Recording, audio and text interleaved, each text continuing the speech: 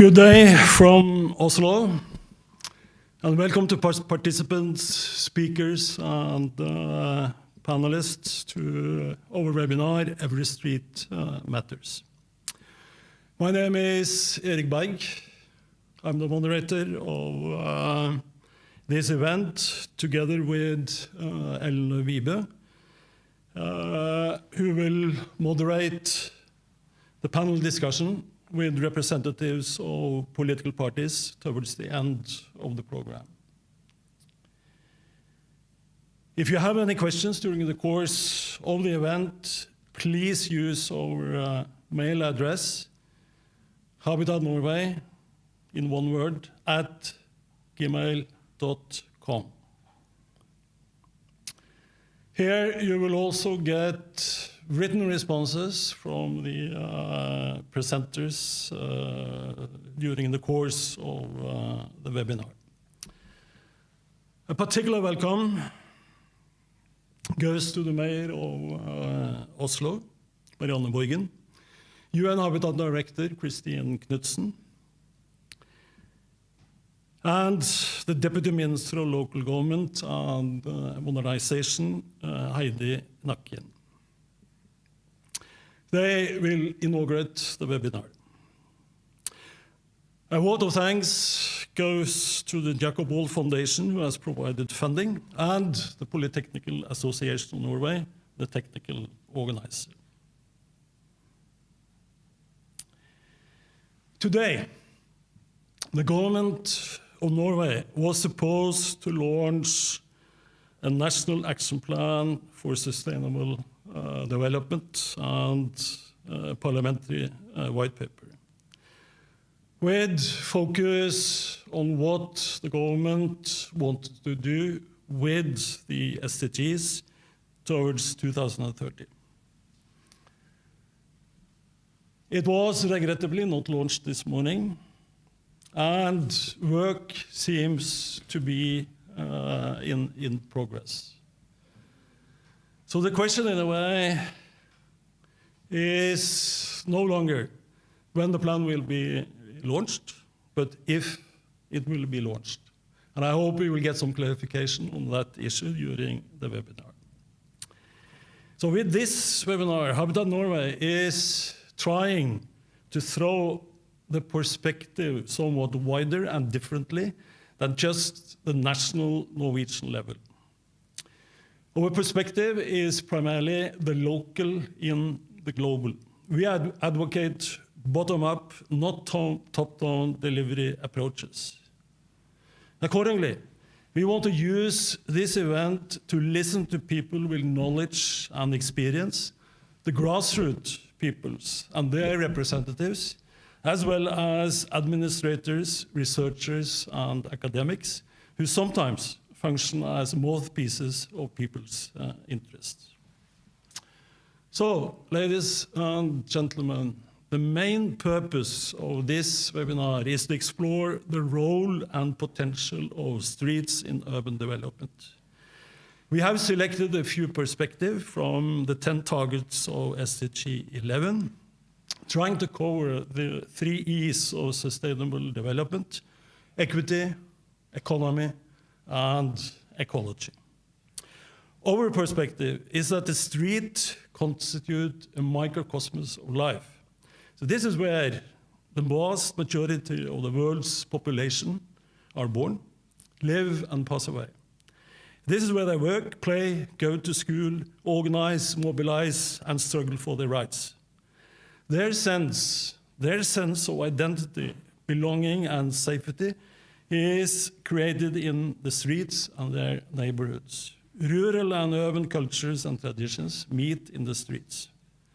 But this is also where people cannot breathe because of political and police repression, because of air pollution, noise, and waste.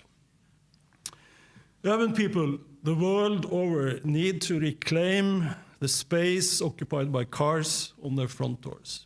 Streets need to be taken back for children, for walkers, for biking, for vendors, and for waste pickers. Family-friendly policies need to confront the way our governments, be they local or national, how they allocate public space, not just public fund. So movements like Slum Dwellers International, Asian Coalition of Housing Rights, Women in Informal Employment, Globalizing and Organizing, WIEGO Commission and Orangi Pilot Program of Karachi, they have a central role to play in bottom-up approaches. The SDGs cannot be achieved without their participation. So finally, I would specifically like to thank Slum Dwellers International for providing some of the ideas that this webinar is based on. I will now give the floor to Gro Lauvland to formally welcome you all on behalf of Habitat Norway, where she is a board member. She's a practicing architect, presently associate professor at the Norwegian University of Science and Technology. And last autumn, she released the book, Communities, Architecture, Revolt, based on the work of Christian Norberg-Schultz's theory of place. The floor is yours, Gro.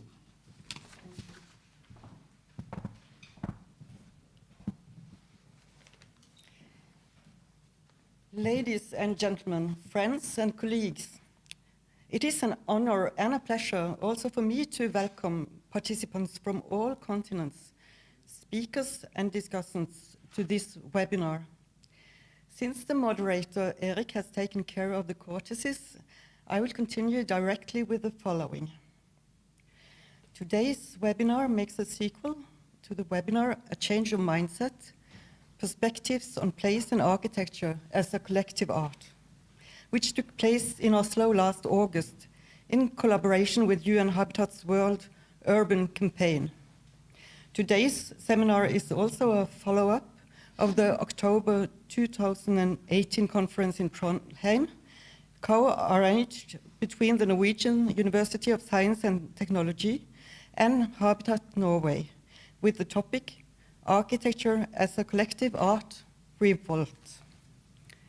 On behalf of Habitat Norway, drawing on its policies, but also on my own work as a teacher at the NTNU, I will start by making a reference to what was said at last year's webinar about the need for a change of mindset.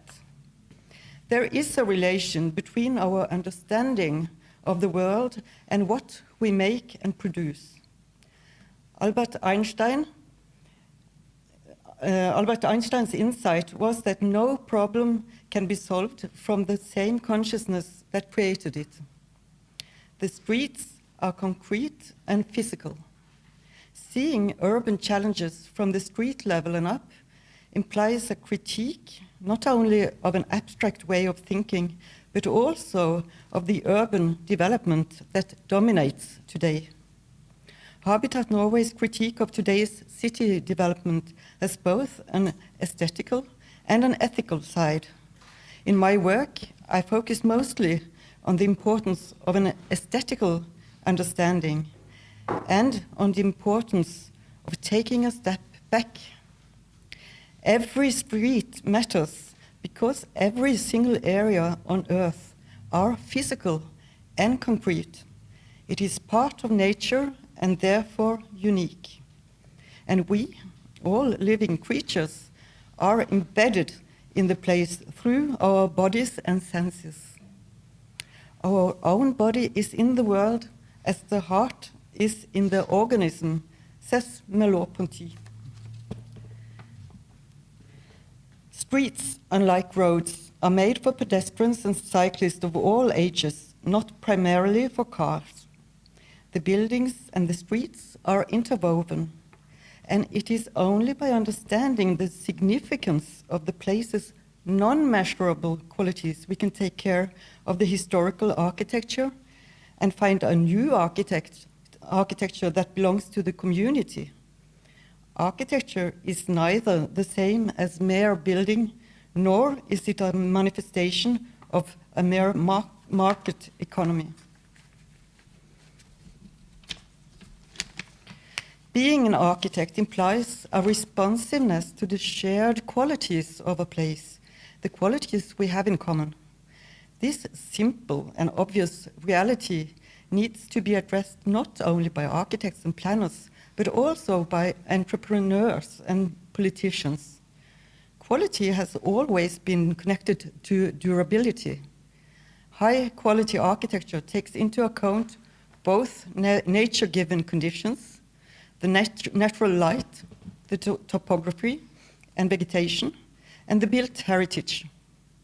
This is how the city areas, the neighborhoods, the common ground, the streets, and their buildings can be made to last. And this, of course, also has important ethical, political, and social economic implications. Such an understanding of architecture goes for buildings and streets of every scale. We have seen many good examples through the last years.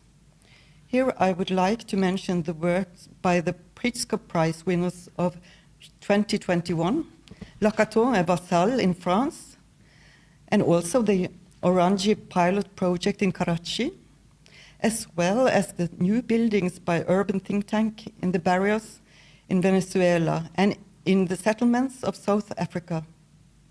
And also the library and concert hall Stormen in Bodø could be mentioned. A building where the architects have been responsive to the natural qualities and the best of the buildings from the 1950s in this northern Norwegian city, a city that was heavily bombed during World War II. The streets are concrete and physical, and today the importance of understanding and improving the quality of the streets needs to be addressed in order to open up for people's experience of belonging and identity.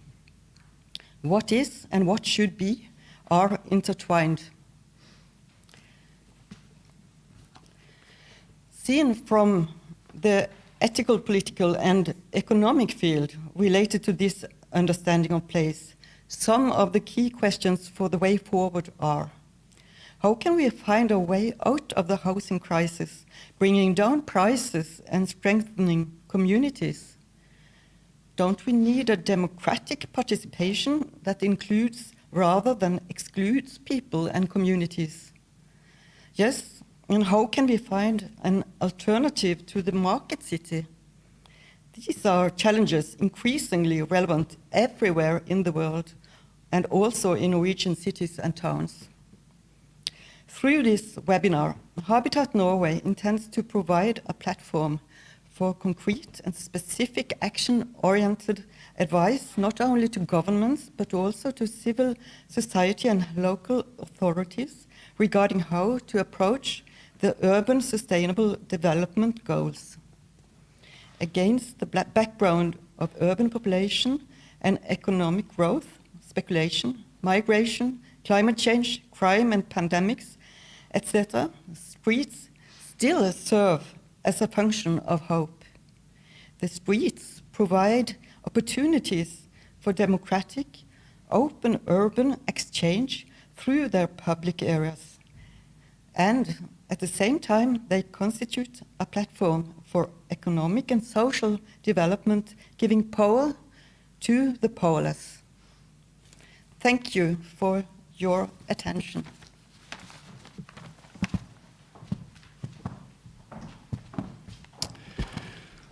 Thank you very much, Gro. We in particular take note of your call for a change of mindset in today's and future architecture and urban development. And we particularly look forward to working with you to operationalize this concept. Thank you very much.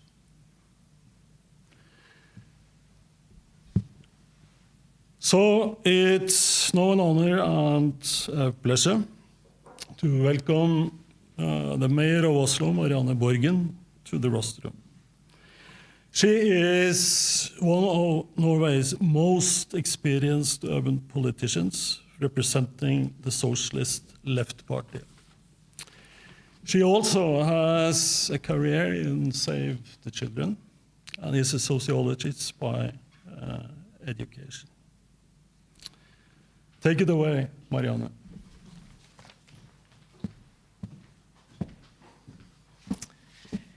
Ladies and gentlemen, thank you so much for the invitation from Habitat Norway, and thank you for hosting this webinar on the importance of public spaces and streets throughout the world. Every street matters. The sustainability challenges have been a focus area for quite some time for the city of Oslo. Oslo is growing, and so does cities all around the world. More and more people are living in cities. And the city is the arena for exchange of goods, travel modes, ideas, and love. It is the place, according to the sociologist Jon Pløger, to be seen and to observe. The place to experience the unexpected, meeting, and sometimes the arena for friction, debate, and struggle. More than half of the world's population live in cities today. And cities account for approximately 70% of all the world's total CO2 emissions. This means that cities are a big part of the climate problems, but they can also be the solution. The city of Oslo has been focusing for 50 to 20 years on sustainability, public streets and spaces. Indeed, we, the cities, have to be a part of the solution.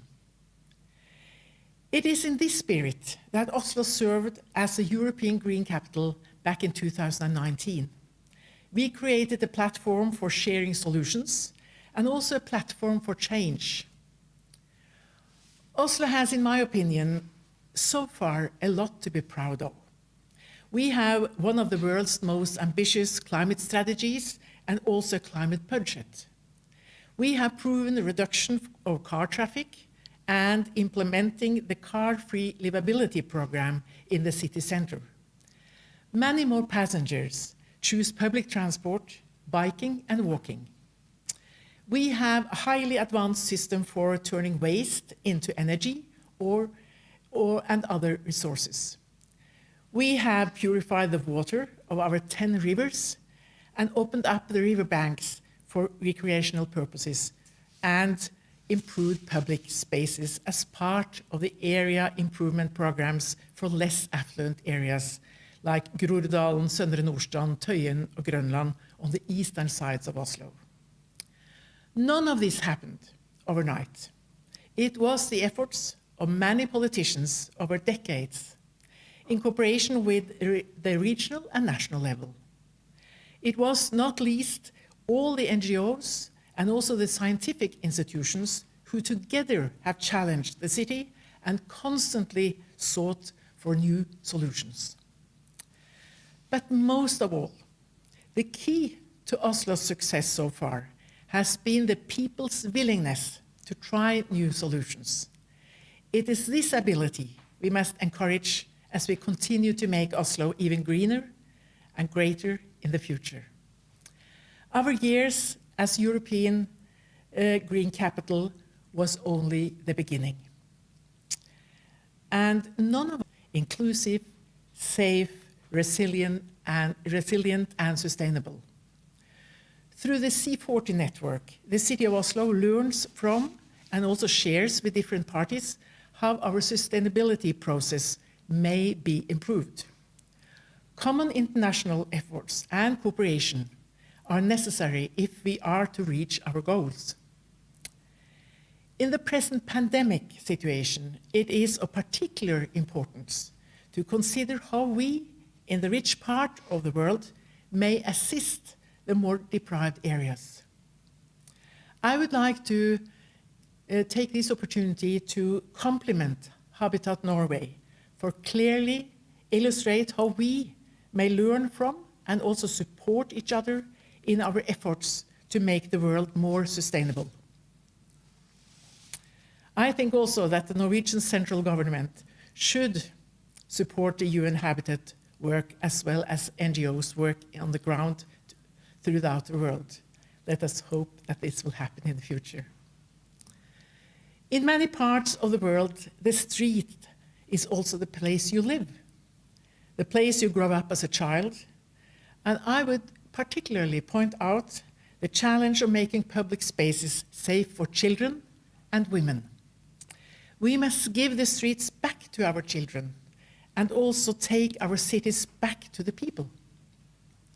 I hope today's webinar will inspire all participants to make an even bigger effort to secure urban public spaces for women, children, youth, elderly people, and everybody else that live in the city.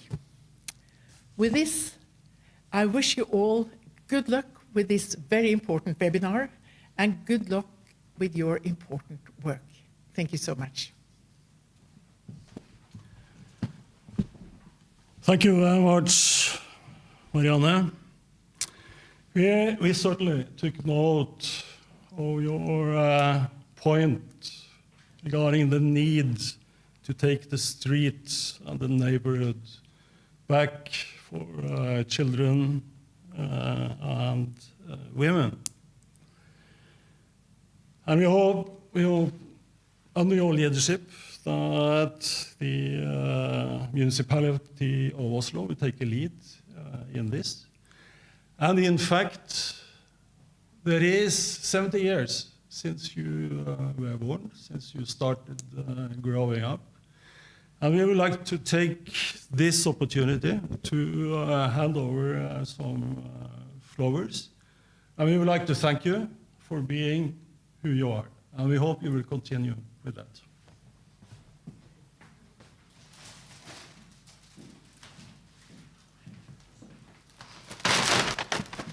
Thank you so much. Thank you. Great. We will continue. And I would now like to invite Christine Knudsen, Director, External Relations, Strategy, Knowledge and Innovations of the United Nations Human Settlement Program to speak. She has more than 20 years of experience from humanitarian work and has been manager of UNICEF's Office of Emergency Program. I hope you are with us from Kenya, from the coast of Diana in outside Mombasa, Christian. The floor is yours.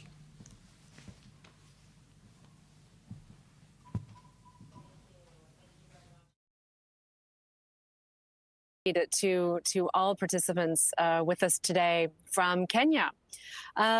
Excellencies, ladies and gentlemen, I very much wish to extend on behalf of UN Habitat our thanks to Habitat Norway for allowing me to provide some remarks at this very timely webinar on the role of streets in the building of our socially, economically, and environmentally sustainable cities for all. I'd also like to provide my verbal flowers to acknowledge the great leadership of the Honorable Mayor of Oslo, Ms. Marianne Borgen, and I believe as well Mr. Nikolai Astrup, Minister for Local Government and Modernization, and his colleagues are with us today. I thank you as well for your support and presence at this important event. Your participation and the inputs of all of our colleagues today emphasize how important it is to place the street at the heart of the urban dialogue. As our earlier interventions have already said, cities, streets as the microcosm, how every street matters. This really must be at the heart of our urban dialogue to ensure that not only we build back better, but that we're addressing inequalities, leaving no one, no place, and I dare say no street behind. And perhaps just at the start of this discussion today in this event, we ask ourselves, what is a street? A literal definition I think we would all be comfortable with is a public road in a city, a town, a village, typically with houses and buildings along its corridor. Yet we also know that streets are so much more than that. They connect spaces, people, goods. They support work, trade, social interaction, and mobility. Streets in many ways define the cultural, social, economic, and political functions of cities. They help us to define the sense of place, the status of the location, the formality or the informality of an area, even from a legal point of view. And in fact, this idea of a street is quite complex. And I'd like to unpack it with three aspects which I think can help us to shape today's discussion. First is this idea of a street being a public space.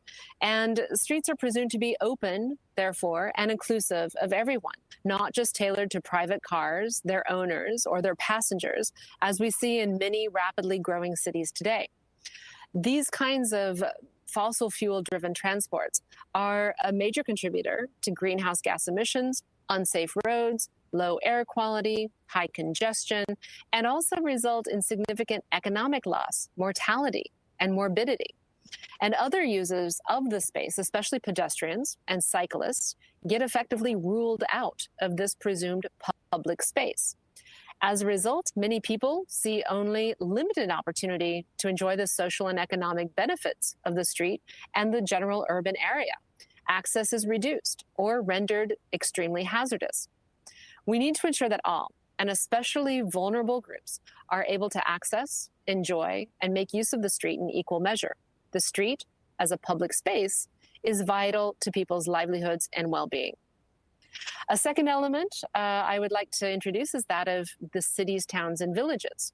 Now, this implies a strong urban dimension of the streets. And as noted by the mayor, we know that the world's population is more than half urban at this point and will be 2/3 urban by 2050.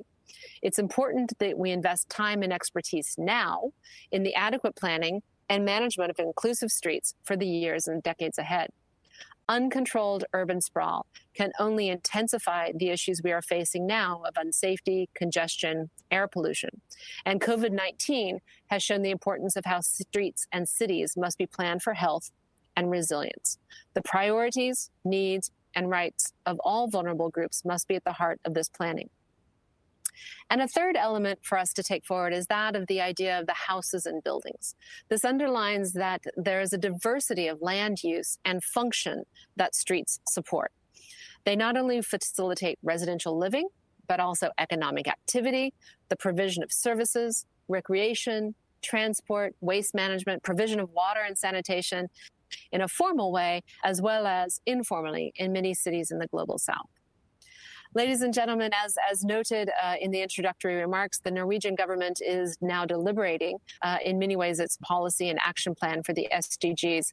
And with 9 years left until 2030, we are all challenged to redouble and focus our efforts. Norway's continued leadership will be key to this global challenge.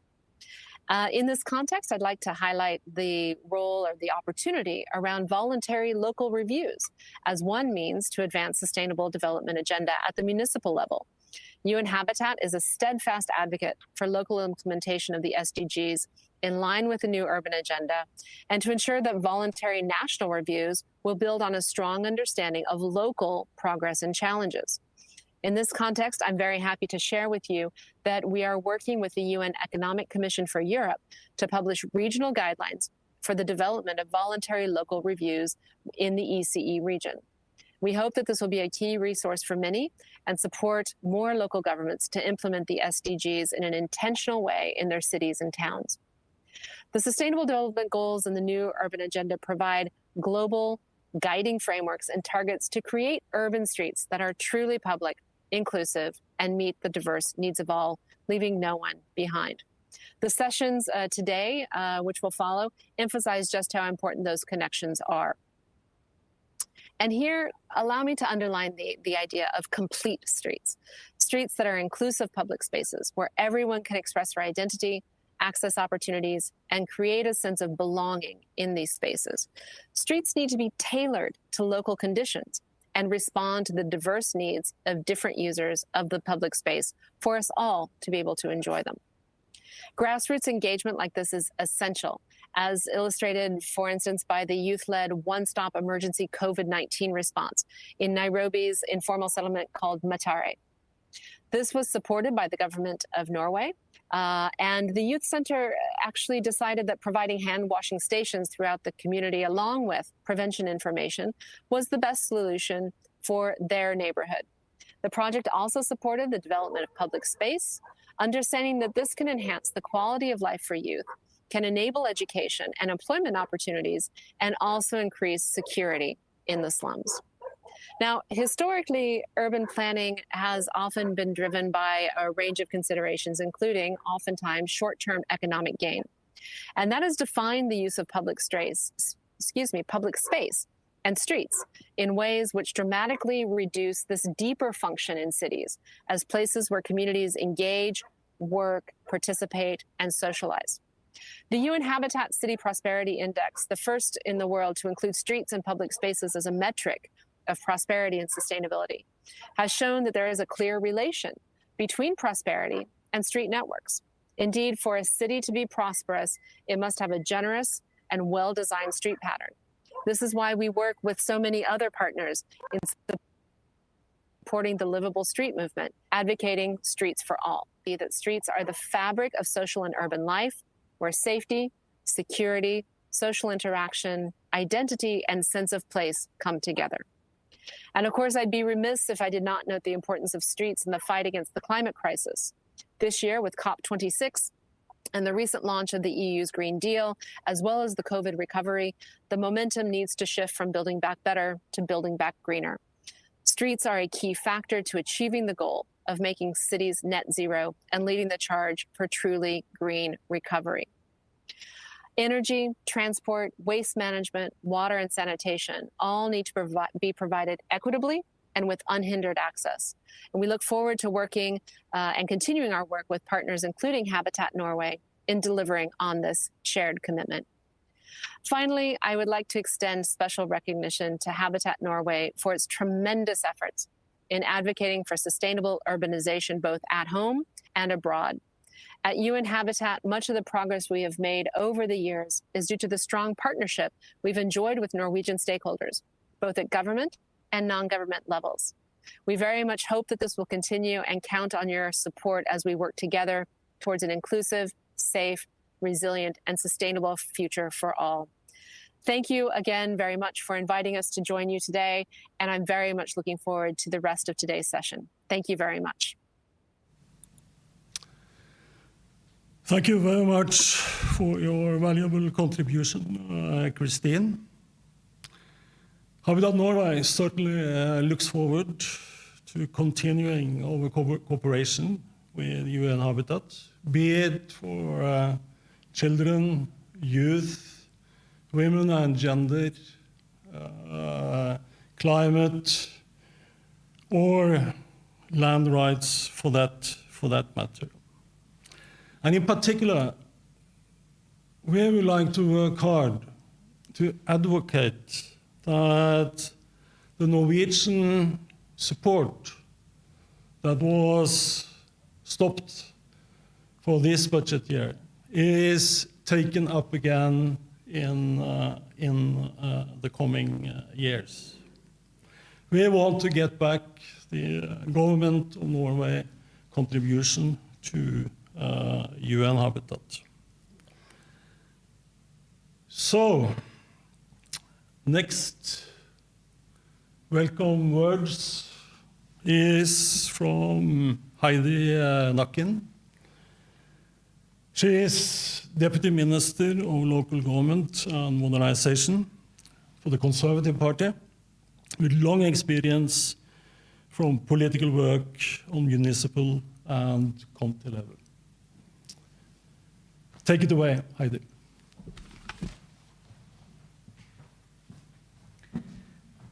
Thank you very much.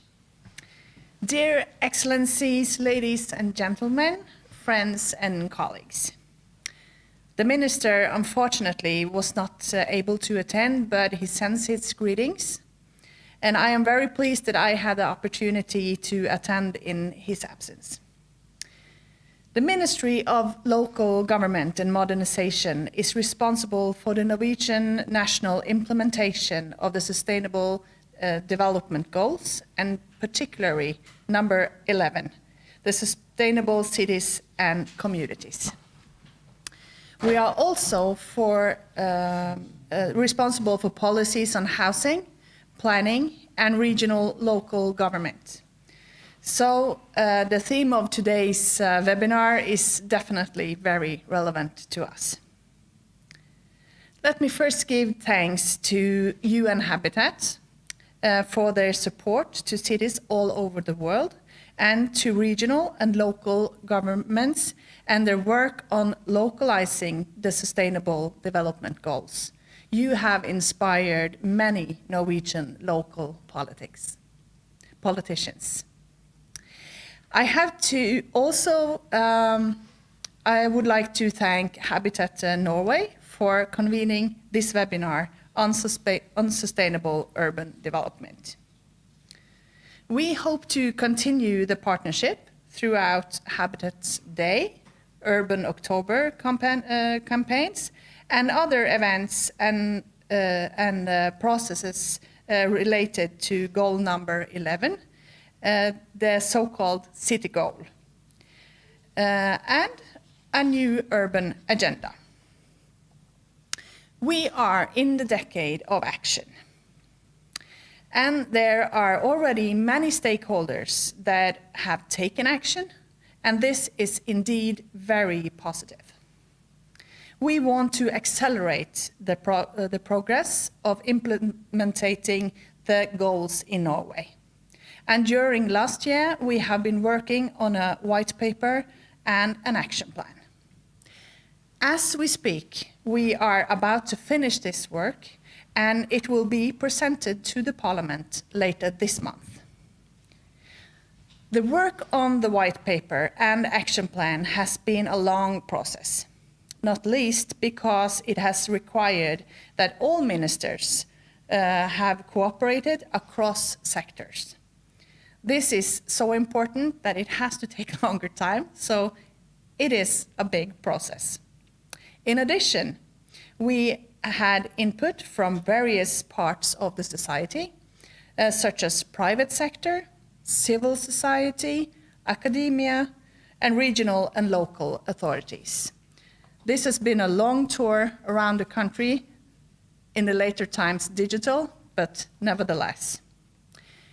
The white paper and the national action plan brings all the sustainable goals targets into a national policy context, where it identifies challenges and suggests national targets and possible indicators.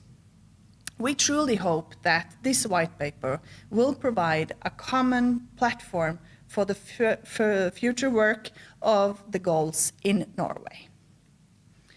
At a high-level policy forum in July this year, Norway will also present a second voluntary national report, the so-called VNR. This year, it includes contributions from different stakeholders, which clearly illustrates the importance of contribution from the non-governmental sector. The VNR contains an assessment of all the goals by the civil sector, messages from academia, private sector, and the Sami parliament, and a chapter written from regional and local authorities. Both of these processes have shown us that just how important it is to mobilize all actors. There are dilemmas, and there will be some choices that is hard to make.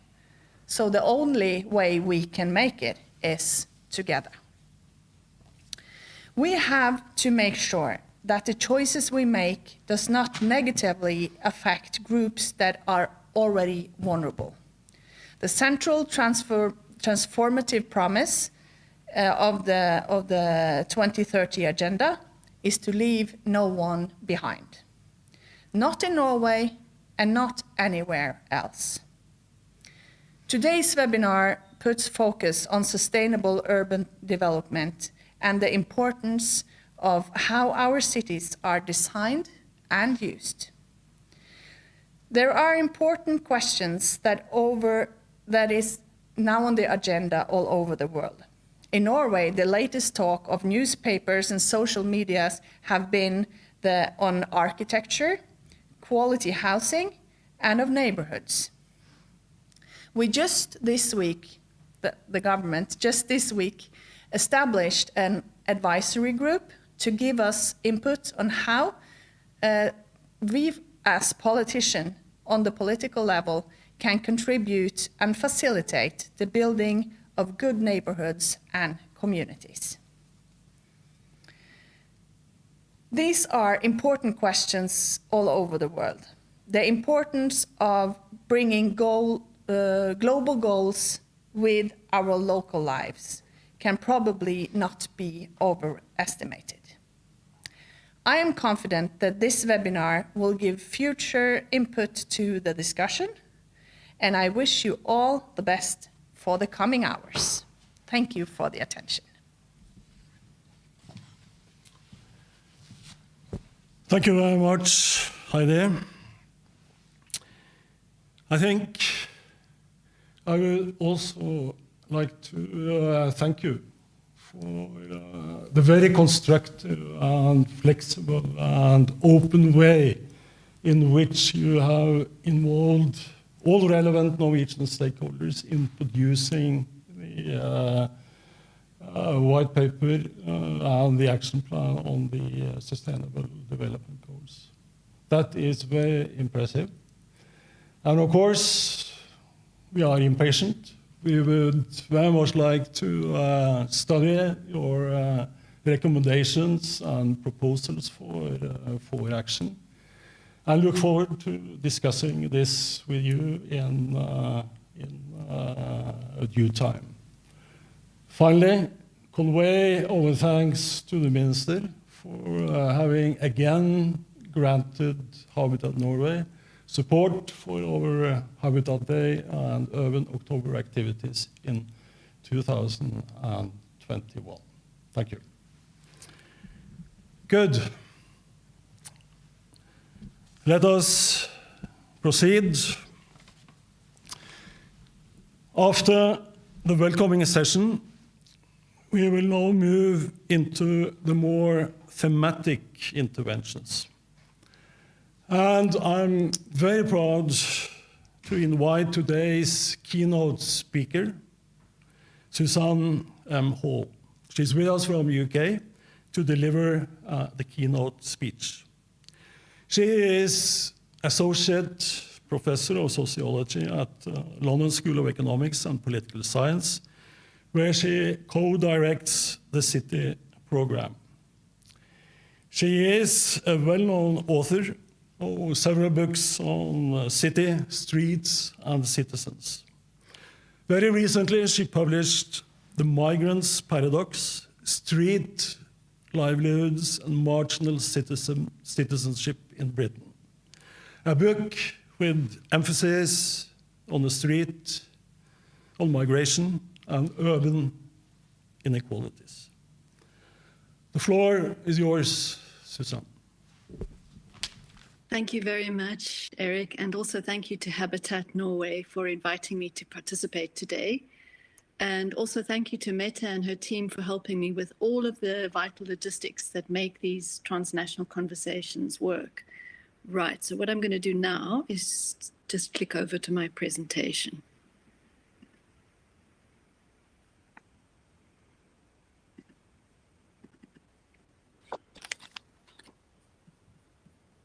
Are we all good? Can you see that?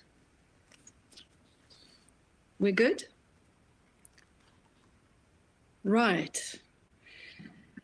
My talk today on a citizenship of the edge unfolds from the vantage points of streets in the peripheries of deindustrialized UK cities, where jobs are hard to come by and the historic underinvestment by the state are hard felt.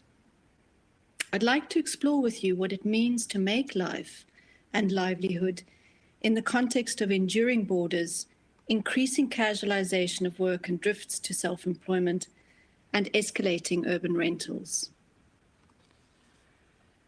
This proposition then of a citizenship of the age as a way of understanding citizenship as unsettled and the city as volatile is at the forefront of my mind since I've recently come to the end of writing and publishing this book on the Migrants Paradox. The book is located in the brutal contradictions of border-preserving politics and border expanding economics that increasingly constricts the life and the space available to the migrant. It's about the street life of these contradictions and how people go about making a life and a livelihood within a citizenship that is always called into question. Within the cracks of sovereignty and capitalism, I explore the diverse formations of street economies and how they reflect the limits and also the possibilities of migrant city making. To tell this story of the Migrants Paradox through the everyday life of the street is, I think, to write with two footings.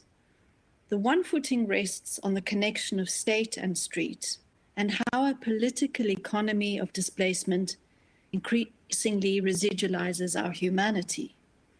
Here it is crucial to engage with how the asymmetries of global migration intersect with the inequalities of urban marginalization. So this prompts us to think about how do global displacements and global effects map on to urban emplacements. This overlap allows us to understand migration systems as part of the multiple processes of human displacement that unfold across global, national, and urban space. Here we need to think about the lived connections between how citizenship is eroded by a punitive border regime and how secure work is supplanted by casualized employment, and how affordable space is increasingly displaced by state-sanctioned regeneration. Together, these allow us to think about a combined political economy of displacement and to think in more related ways about the state categorization of citizens and denizens, where the denizen is constructed always as the troublesome figure, positioned outside of society, whether at the national border or at the urban outskirts.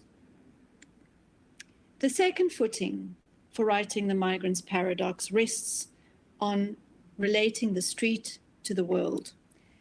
This is an exploration of how diverse individuals become positioned in their work prospects and urban locality, and how they reposition themselves through claiming space. These proprietors on these streets narrate the hard work of navigating different border logics. They talk about having to learn more languages, about enrolling in more accreditations, developing additional skills, all of which grow alongside their experiences of redundancy. In my case, in my research, this includes engaging with the experiences of migrant shop proprietors in the urban margins of Birmingham, Bristol, Leicester, London, and Manchester. You can see these cities marked in the dark purple places on the map, and these indicate where migration in the UK is the most concentrated, largely as an urban phenomenon. Now, a 10-minute walk down any of the streets we engaged with in these cities evokes a dynamic configuration of how goods, services, interiors, pavements, labor, care, and contestation are imagined. Here we can think about the urban margins neither as a peripheral nor minority condition, but as a place from which to push back, to refute, and to reconfigure. Let's turn now to these streets to explore the relation between state and street and the combined processes of displacement.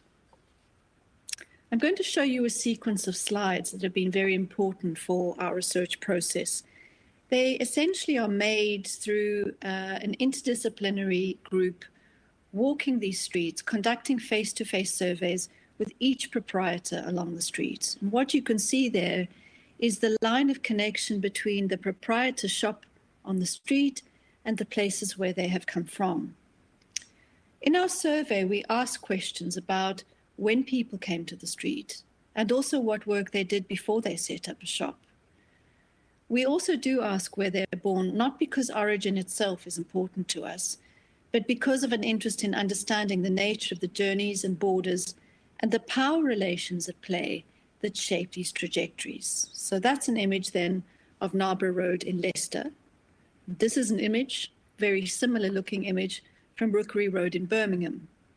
Key questions when we look at these images might be, how are the long histories of colonization and political interventionism in the UK apparent in these formations of the street. So you can see very strong registers of Britain's former colonial empire, but you can also see places, particularly in the Middle East, where Britain has had a particular role in interventionist politics.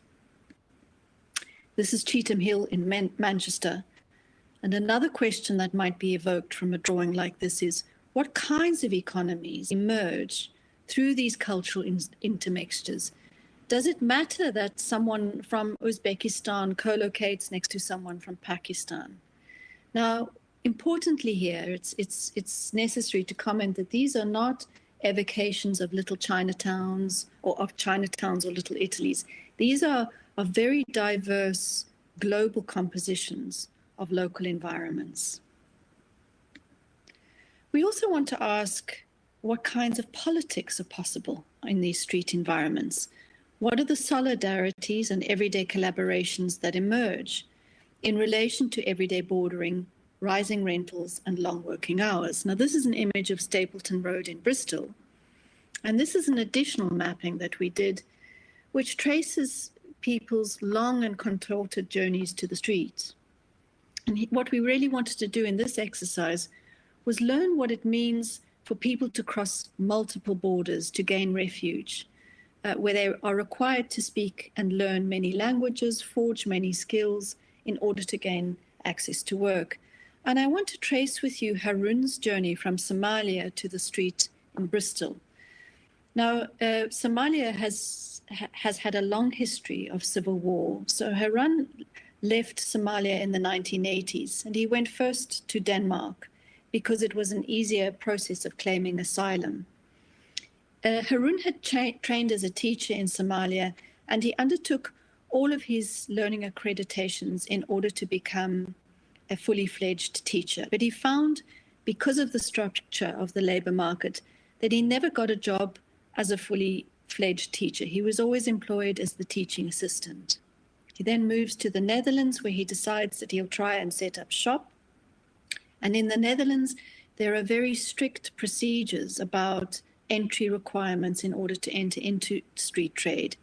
And so eventually, Harun leaves the Netherlands and sets up shop in Bristol. At that point, and this was pre the Conservative government coming into power, all one required to set up shop was a passport and first month of rental.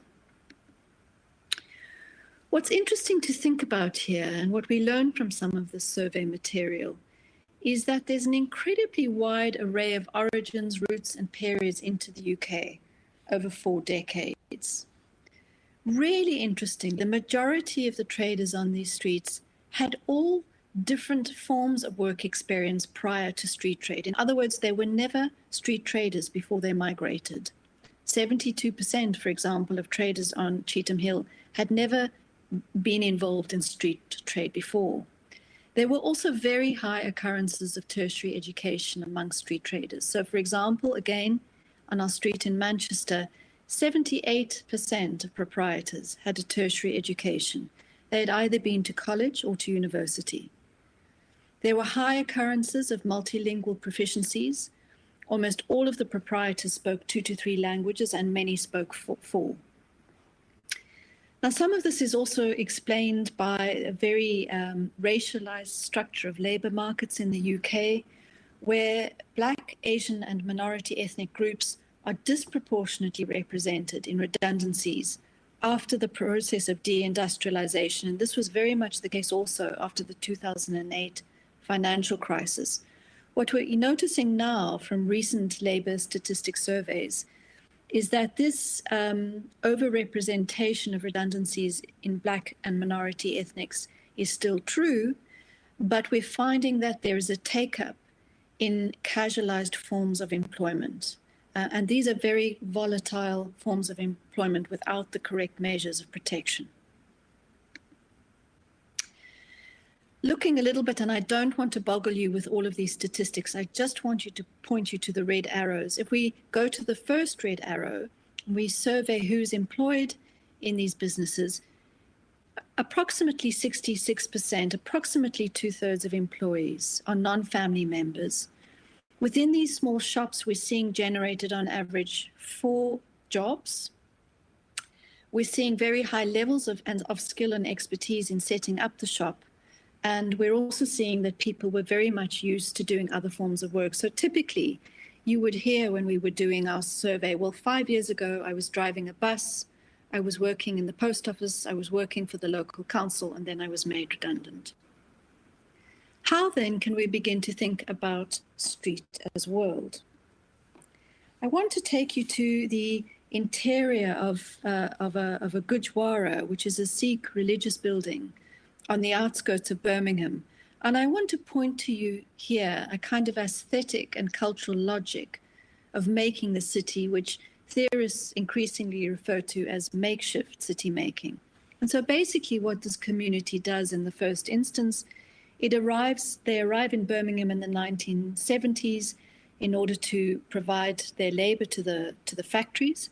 And they purchase a basic house, and they use that house as their first point of spiritual footing.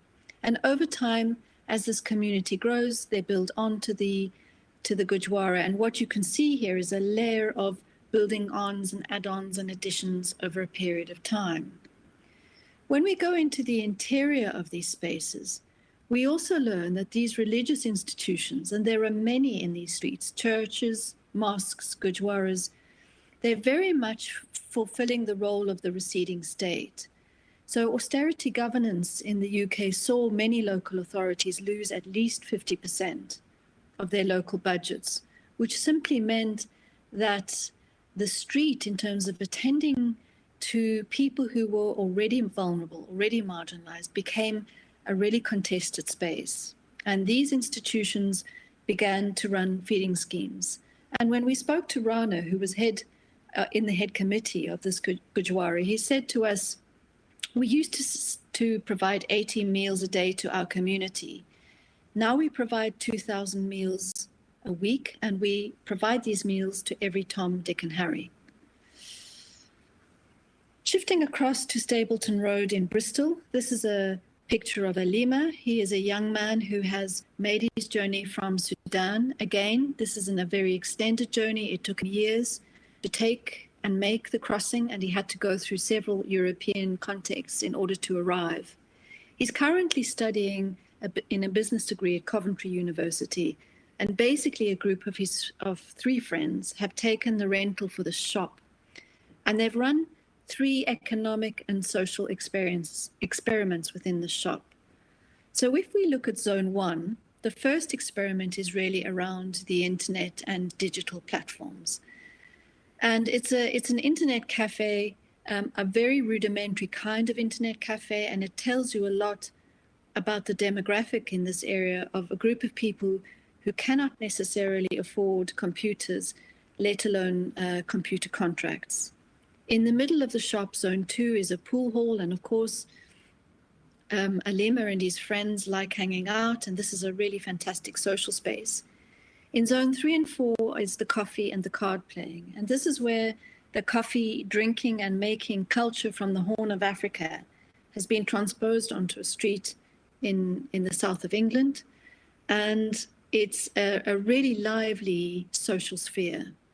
What we usually found in these coffee spaces was that the telly was always on, the television was always on, usually with Al Jazeera in the background. And on the day we were doing this mapping of this shop, President Obama was the former president was making his first address to the Organization of African Unity. And there were really heated political conversations that were going on in this space. So I want to think about the ordinary politics of street space as a vital resource for communities. These street transactions are compilations of diverse economies that are pragmatic and collaborative. They enroll practices of care and counsel in the context of a receding state, and they range from profit-making to profiteering to really substantial acts of care. Making space on the street allows for a redescription of surfaces, a nurturing of a citizenship of the edge that is forged rather than assigned. A citizenship of the edge is about learning how to be unsettled, perhaps the ultimate definition of a migrant, and perhaps the ultimate definition also of an urban citizen. This space is not readily available. It cannot be conferred. It has to be claimed. And so we need to think about, again, in our planning processes, much more wider accommodation for appropriation, for flexibility, for interpretation. The repertoires and solidarities formed on the street are about the difficulties and possibilities of inhabiting shared fragile realities. And here I want to really encourage all of you to think about a world of work in which more people are going to be casualized, more people are going to be working in precarious forms of self-employment. And that means that it's increasingly vital for us to think about affordable urban infrastructure in which people can make work. A citizenship of the edge suggests a different comprehension of belonging in the arrangements of crossing, encounter, and contestation. The power of these street improvisations is not to fix a system that is broken, but to rewire the circuits, repurposing and redefining a space that remains necessarily unfinished. Thank you very much to all of you for listening today. Thank you very much, Sally, for the keynote connecting global migration with urban marginalization and exploring how race maps onto place across the globe, state, city, and street. Your contribution certainly gives direction to our further deliberations. Personally, I find that the citizenship of the edge approach is very, very adaptive and an audacious mode of belonging. And we would, from Habitat Norway side, very much like to discuss the operationalization of the concept. So we look forward to seeing you in Oslo in a not too distant future. Thank you very much. So after this keynote, inspiring keynote indeed, we will now move from the north to the south. And we will have 10 minutes sections, 10-minute interventions. So first, we are honored to have with us some leading urban theorists and activists from the South. Female leaders of grassroots movements are well represented. And we particularly would like to learn from you about the challenges you are facing, about the better and worse practices you have identified and developed. So first, relating to SDG 11.3 on participatory integrated sustainable planning and management, we will start with Sally Roever, who is the international coordinator of women in informal employment, globalizing and organizing. Sally has 20 years of experience studying the ways in which laws, policies, and politics at both local and national levels shape informal work and informal workers' organizations. Sally holds a PhD in political science from the University of California at Berkeley in 2005. She is with us from Canada.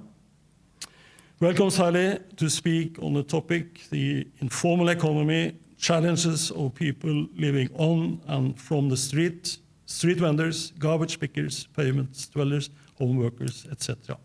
And how to partner with these groups are extremely important to learn about. Thank you.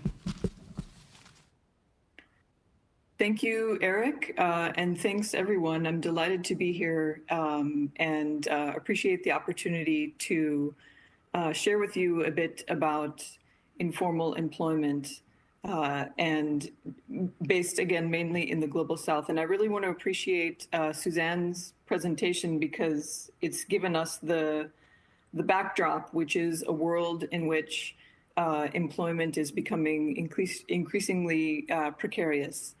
And so that's the context which I'll be speaking to, and I'm just going to share my screen now, and hopefully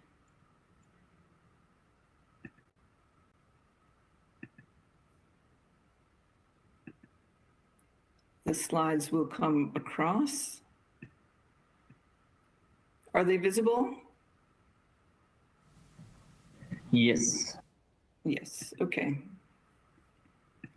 Thanks very much. So I think in any discussion of informal employment, the common entry point is just that it's very difficult to define, it's difficult to understand, and it's difficult to measure. And so I want to offer today a different entry point that hopefully can give us a clearer picture of informal employment and how it relates to the policies that are needed to reach the SDGs. So to get there, I want to begin by introducing a few of the workers in our network, just to give us an entry point in discussions of employment conditions. So in the upper left here is Gloria Solorzano. Gloria is a street trader in Lima, Peru. She's worked selling fruits and vegetables for about 30 years. Gloria has no employer. She has no employees. Her place of work is in public space. And so what that means is that although she holds a license to sell fruits and vegetables, she could be evicted from her space at any time. So that's Gloria. In the upper right corner is Marta Elena Iglesias. Marta is a waste picker based in Rio Negro in Colombia. She also, like Gloria, has no employer, but she's a member of a cooperative of waste pickers who, on their own, collect and clean and sort recyclable materials in order to sell them to intermediaries and sort of push them up the supply chain in recycling. She also works in public space and has no guaranteed access to waste or to income. In the lower left is Siobhan Jacobs. She's a home-based worker in Cape Town, South Africa. Her place of work, unlike Gloria and Marta, her place of work is her own home. She also has no employer and she has no written contracts, but she essentially takes orders from local and global producers for her work as a seamstress. And she has little or no control over the prices at which she sells the goods that she makes. And then in the lower right corner is Myrtle Witbooi. She's worked as a domestic worker starting in 1966 in Johannesburg in South Africa. Her place of work, unlike the others, is her employer's home. And when she started out also, she had no contract and really no leverage over her working conditions.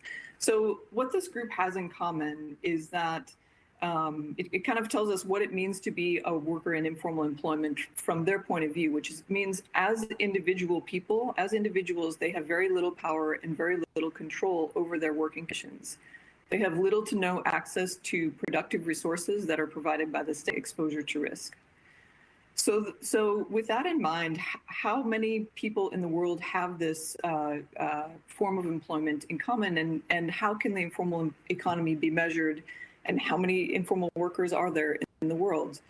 Well, the International Labor Organization, through the International Conference of Labor Statisticians, has developed a conceptual framework to help us answer those questions.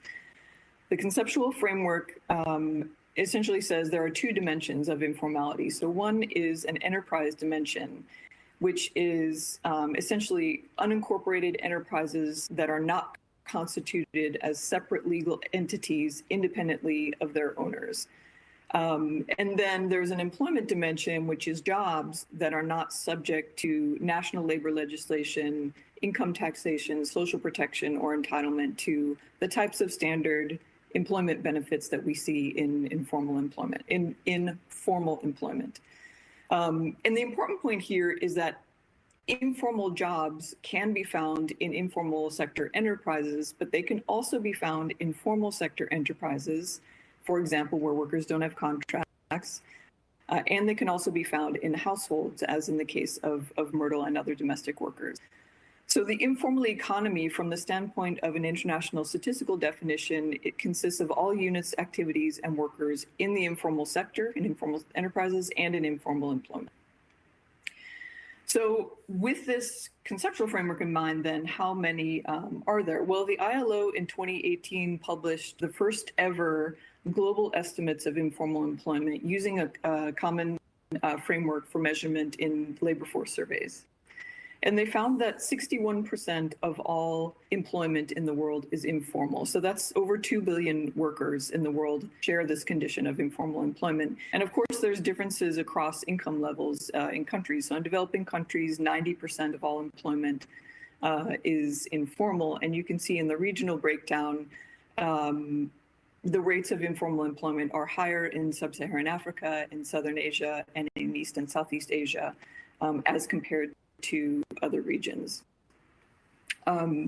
So why that's important is that you can imagine in developing countries, one of the challenges is most households don't have a single worker in them who have access to social protections and labor protections, such as health insurance through their employer, such as a pension through their employer. There's no one in the household who has those protections. So again, the level of risk is extremely high, and as we've seen over the past year and a half, even higher in crisis circumstances.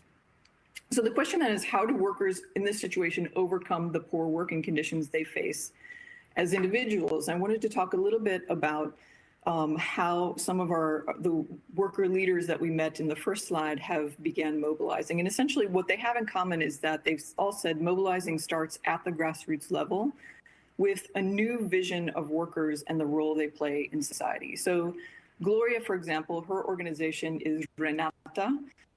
It's the national network of self-employed workers. And 20 years ago or so, she saw that most street vendors in Lima were women, but all leaders of street vendor organizations were men. And so she formed a network of women workers to try to get into leadership positions in their organizations, and eventually grew that into a national organization of self-employed workers that includes street traders, but others. So it was a change in conception of what's needed.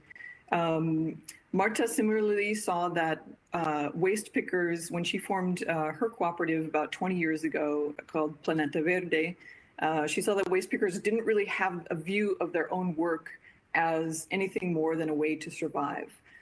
Yet they provide an environmental service to the city by diverting waste from landfills. So she and others formed this cooperative to pool their labor and sort of build a collective path forward, and again has grown and affiliated to movements at higher levels. Myrtle similarly saw her as a domestic worker. Domestic workers were absolutely invisible in society, poorly treated with no rights. And so she formed what eventually became SADSAWU, which is a South African domestic workers union. So these organizations then, growing up from this vision of this change in vision, really, of seeing the need to organize, has then seen the need also for organizations to come together into regional and global networks, because they also recognize that one organization on its own can't change global policies that kind of shape the opportunities. And so these organizations have worked together to get to scale as membership-based organizations at national, regional, and global levels, including StreetNet International, which is a global alliance of street vendors, the Global Alliance of Waste Pickers, HomeNet International, just launched this year after years and years of network building, and the International Domestic Workers Federation. So having sort of built organizations, changed the vision, and scaled up, then how do they actually influence policy, and what are the structures? Well, Essentially, what WIEGO does is it plays a bridging role between three constituencies, which are membership-based organizations of informal workers, such as the ones that you've seen on the previous page, researchers, statisticians, and development practitioners, and also to serve as a bridge between this kind of everyday grounded reality of what is it like to be in informal employment and to face the amount of intersecting risks and the mainstream policy debates in order to influence the global agenda. So we do this through a combination of research, capacity building, and policy advocacy, which are all necessary in order to get the voices of workers into global agenda setting forums. I'm just given a few examples here. The International Labor Conference is one, which in fact is going on just now over the next 2 weeks. So we will always have, for many years, had a presence at the International Labor Conference as a global movement of informal workers. This year, the focus is on social protection, and our members have developed a platform on how to extend social protection to informal workers to raise the profile of that 2 billion workers, those 2 billion workers who are out of social protection. The International Conference of Labor Statisticians, which has made it possible to even know how many there are. World Urban Forums, Habitat 3, the current Generation Equality Forum from UN Women. These are the types of global agenda setting forums. And basically, the way to open that up is to have the organizations and their leaders come together with research, capacity building, and policy advocacy alongside partnerships with other civil society organizations, the formal sector unions, universities, research centers, and so on. And so essentially what the model, what we see to be necessary to actually influence the content of international norms is this combination of, on the one hand, kind of deep connection with the lived reality that workers like Marta Elena face every single day, and the global mainstream debates, and sort of shifting the focus to the lived reality of informal workers and creating platforms for them to have a voice. So, as Marta says, previously we kept to ourselves, my street, my cardboard, my glass, and sort of didn't care much about everyone else, but eventually realized that they had to fight and come together, be united as a group, and then link up to other groups from other places. And that work then carries through forums like the International Labor Conference in Geneva. So this is a photo of Marta speaking on the floor, and goes through the influencing the content of international norms, which can then be carried back down to national and local level and implementation. So I hope that offers a little bit of a different window into informal employment, and look forward to the rest of the discussion. Thanks very much for your attention. Thank you very much, Sally. The work of WIEGO is really impressive, and I'm particularly impressed by the way you advocate, or first you assist marginalized groups to define their policies and their issues, and how you lift these issues not only on the local level but also on the national and on the global level. And I would like to congratulate you on the achievements you have made within the international labor organizations on behalf of people in the informal economy. So I think also what is important is the partnership you have with researchers who are members of WIEGO, that also contributes to greater consciousness and clarification about the context that informal workers are living and working in. So this is, in a way, for me, some kind of stuff that dreams are made of. We certainly would like to have WIEGO also in Norway. The informal economy, the gig economy, is also very much on the offensive in in a country, social democratic country like Norway. So thank you very much again. Then I would just like to remind the audience that you can ask questions on our Habitat Norway at gmail.com address. I hope our technical advisor has everything under control with regard to these questions, Johannes. Then, our next thematic focus will relate to SDG 11.7 on public spaces. We have two speakers on this topic, which is the street, safety and security for women and girls, how to include them and how to make them feel safe.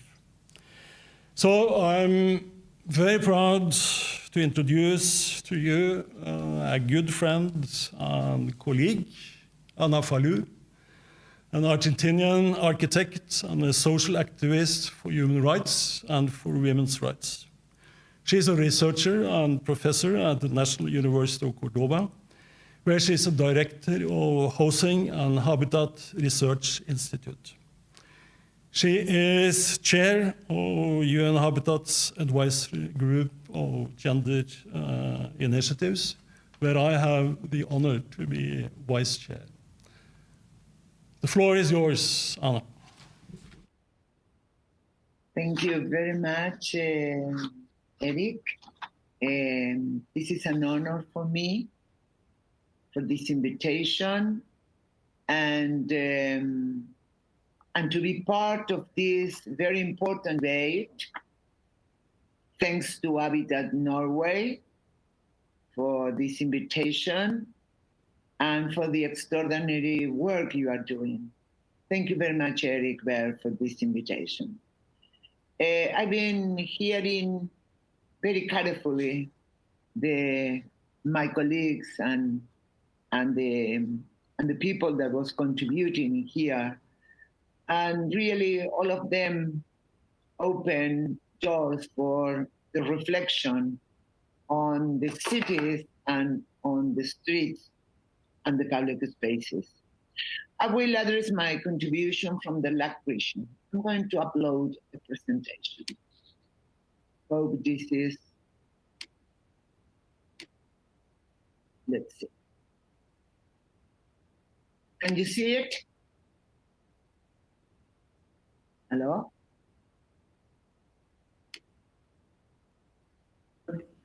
Okay. Yes, we can see Hope it. you can see it. Thank you very much. So I was saying that I'm going to present these reflections from Latin America, the most unequal region in the world. And I will focus in the frame of these inequalities Latin America and the Caribbean regions are living, the omission of women in this urban planning and in the thinking of the city. Who are cities for? But as CISCSA said, streets and public spaces are the places where those that do not have voices can find their voices and achieve their power. Latin American streets and public spaces are also uncontradictory the places of power of those without voices. The global street is a concept, in fact, that is in our stories and in our experiences, yeah? And it has different and specific forms as appropriated. And I would say that the streets, the urban street, these public spaces must be differentiated, as Saskia elaborates, from the ritual notion of the public activities of the European cities. From the Women's in Latin America and from the Women Articulations and Network, we have been working since 1986 in these public spaces and violences against women. And my focus will be on that, from a gender perspective and from the women's demand, including the accessibility, the services, and the use of public spaces, the time and the space, how it matters for women's life. And we learned that life in cities, both for men and women, is related to the experiences they have in their life. And those social relations of gender are also expressed in the conformation of the urban space and reproduce these relations. The global street is different and unequal, and it will depend on which context, how it is situated, the analysis we are going to make. Also, in the analysis of the streets and the public spaces, we need to account the symbolic meaning of the spaces. Because as Doreen Massey taught us in the 90s, this meaning of spaces is related, straight related to the exclusion and to the violence and to the fear, and how spaces and places are not considered themselves from a gender perspective. So it affects the ways in which gender is constructed and understood. The places and the spaces, and particularly vis-a-vis this COVID-19 pandemic, are changing, and they are also the audience, they are the stage for the public. The streets, the full streets of the Latin American pedestrian cities now are empty, and new uses are appearing, new dynamics, new uses, new ways of appropriate, and new expression on how to use.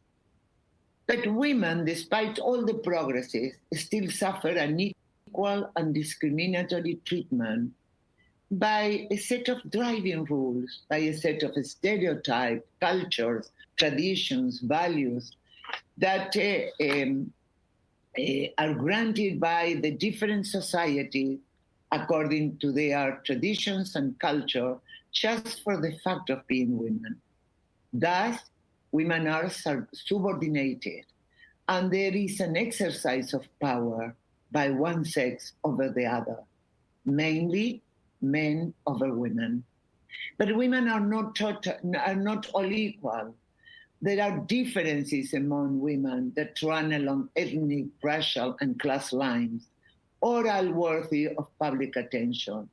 And what we learn in Latin America, in the diversity of Latin America, is that when we analyze from the intersection of racism and sexism, it produced different forms of subordination in the Black and in the indigenous women in Latin America, what we call the double discrimination. Therefore, we think that there is a need of building a new episteme that challenge this construction that is basically the construction of the patriarchal society. And this construction is based in the omission of women. It's a conception that undervalues women, not just women, but mainly women. The question to question urban planning from this neutral approach that is not neutral, but is omission. And when we think about any one of the social subjects in the streets and in the public spaces, we are usually omitting women and putting women inside the neutrality of those subjects. That's why I appreciate so much the presentation of Sally from WIEGO that put such a strong emphasis on women in the streets and women in the so-called informal market. In the spaces and in the in the streets and in the public spaces, there is a war of places, as Raquel Rodnik is saying, elaborating in her book. And in the streets and the public spaces, there is a war. These are images of the kids in the streets with the new technology they hardly can afford. So this is the study of one of the doctorandus I directed in the Institute of Housing at the National University. And this is the normal picture of any city in Latin America. The boundaries, the urban boundaries that will really express the differences of the spaces where people is living. So the city and its places, its spaces, are that material support of the society life. And it expresses the complex universe of the social and economic and cultural relationship.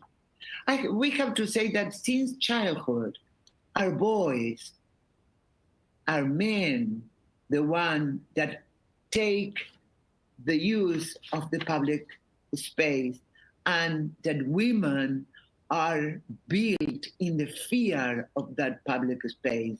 So cities, in their way of thinking those public spaces, are reproducing those conditions. We have been doing studies in Argentina, and I'm going to share with you only two questions. One question was regarding how do you feel secure in the streets and the public spaces? And close to 45% are saying insecure. Nearly 31% very insecure. So this is giving around above 75% of women that are saying they feel insecure in the streets and in the public spaces. And when you go to the ages of those women, we don't have the time now, you will see that the insecurity is most in the most young women than in the elderly women. When we ask them if they modify any route or any way of displacement in the city to feel more secure, 71% of them are saying yes. And if you go to the age, you will see that the young women feel more insecure in the street than the elderly.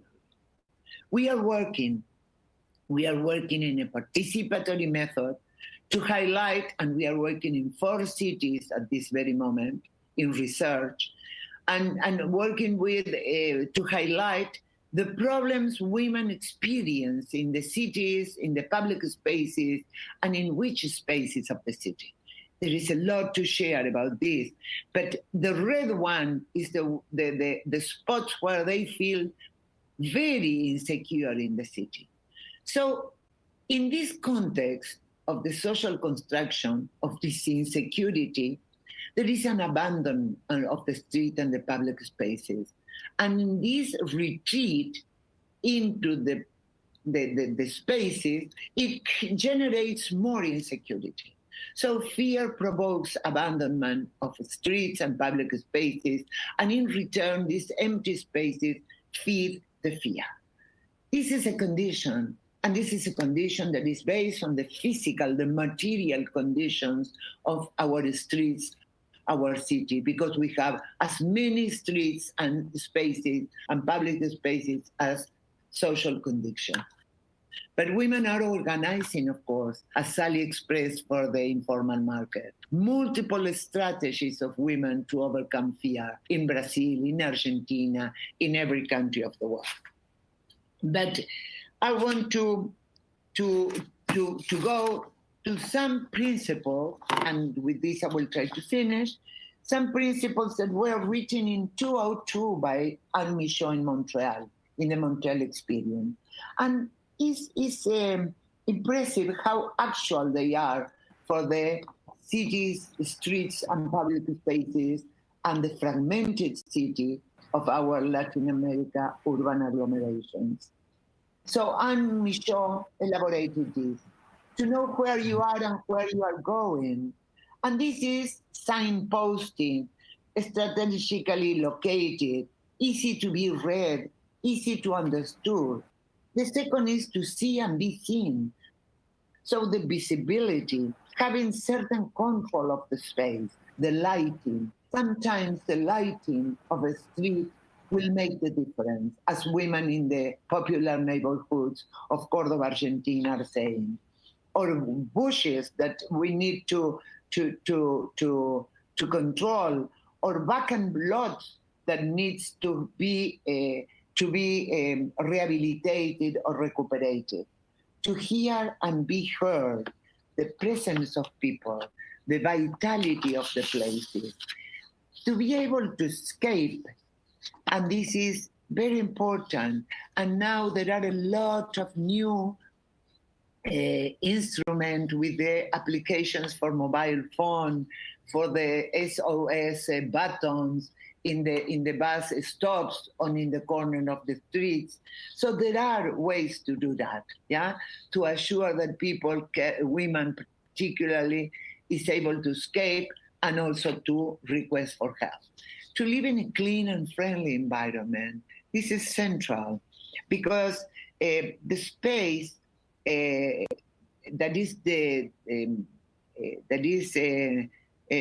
to be fostered in the conditions, and to be fostered by the community particularly, and to be used and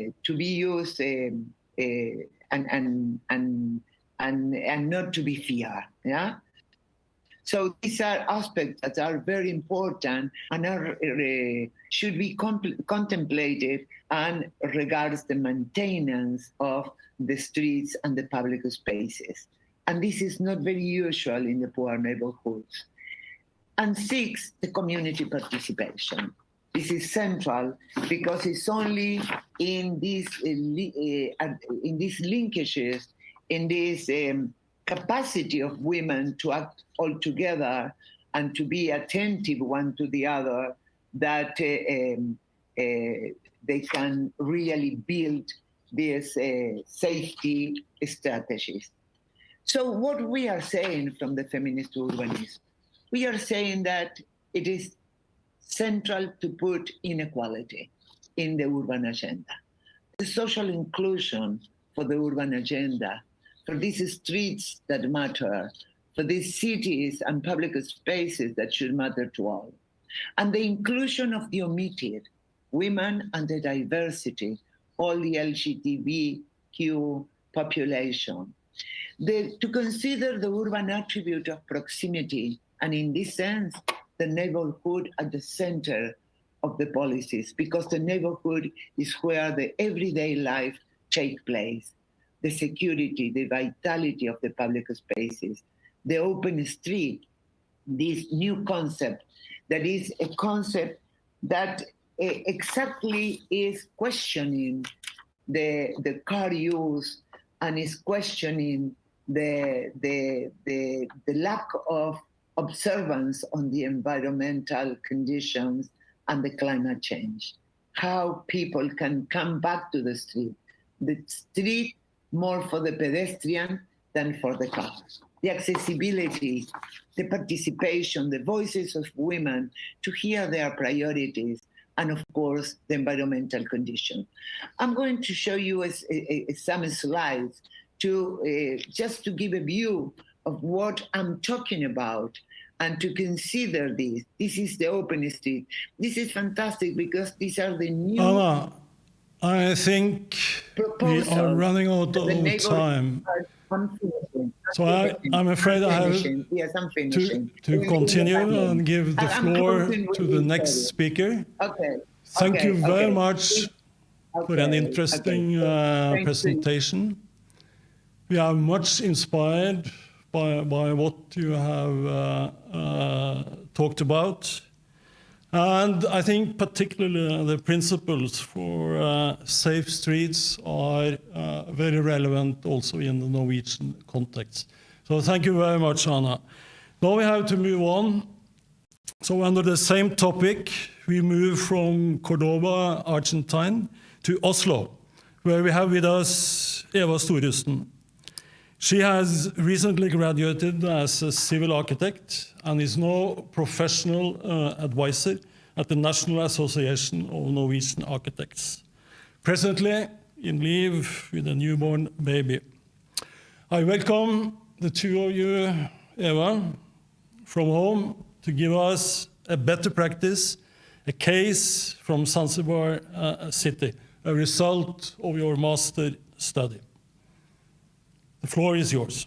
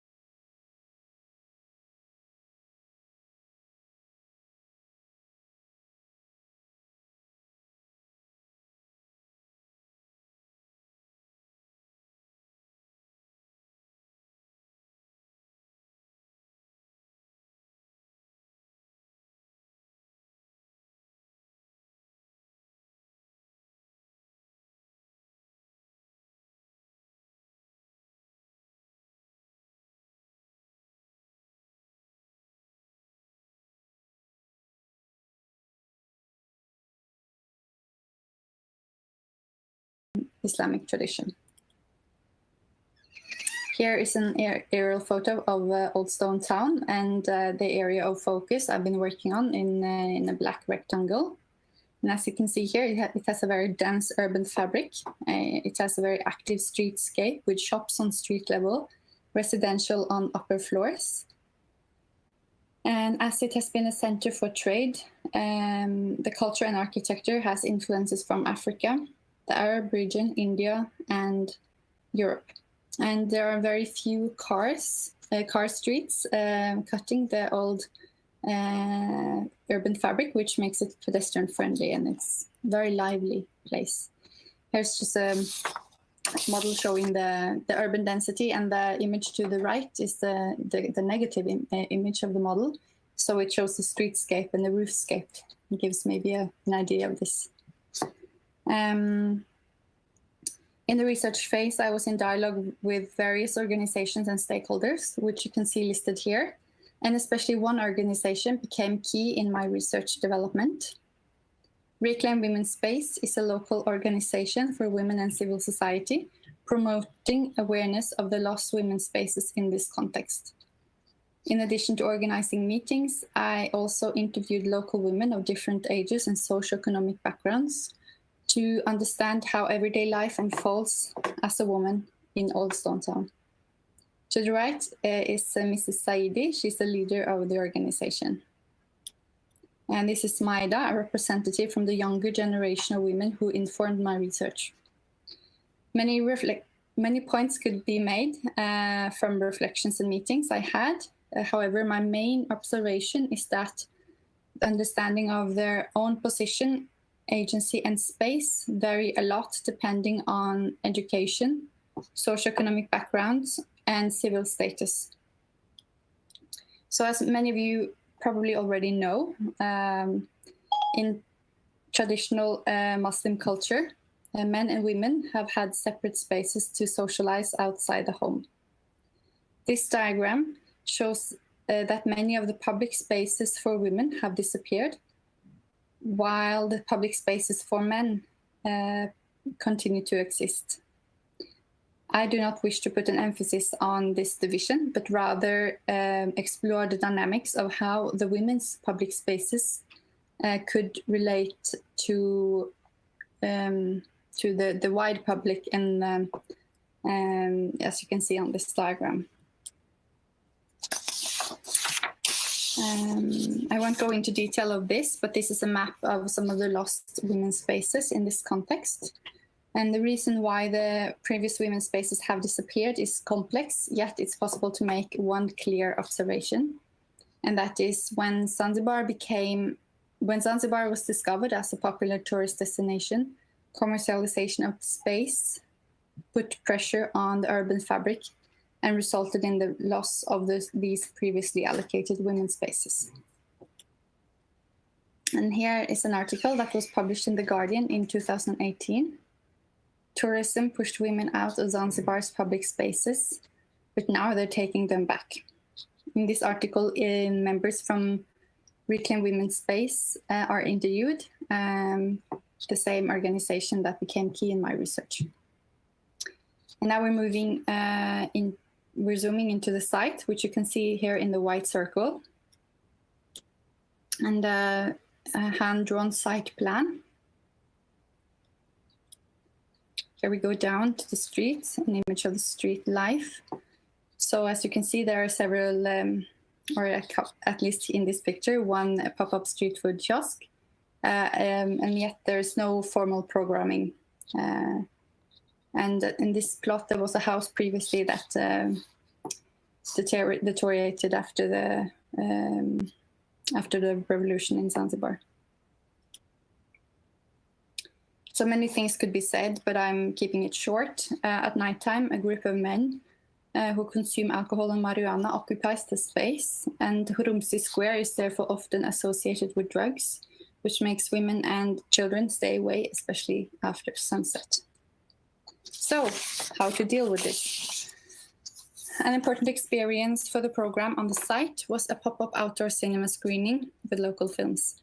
It was initiated by me as a part of the research and carried out in collaboration with local partners. During the event, the site changed from being occupied mainly by men to being full of playful children and their parents.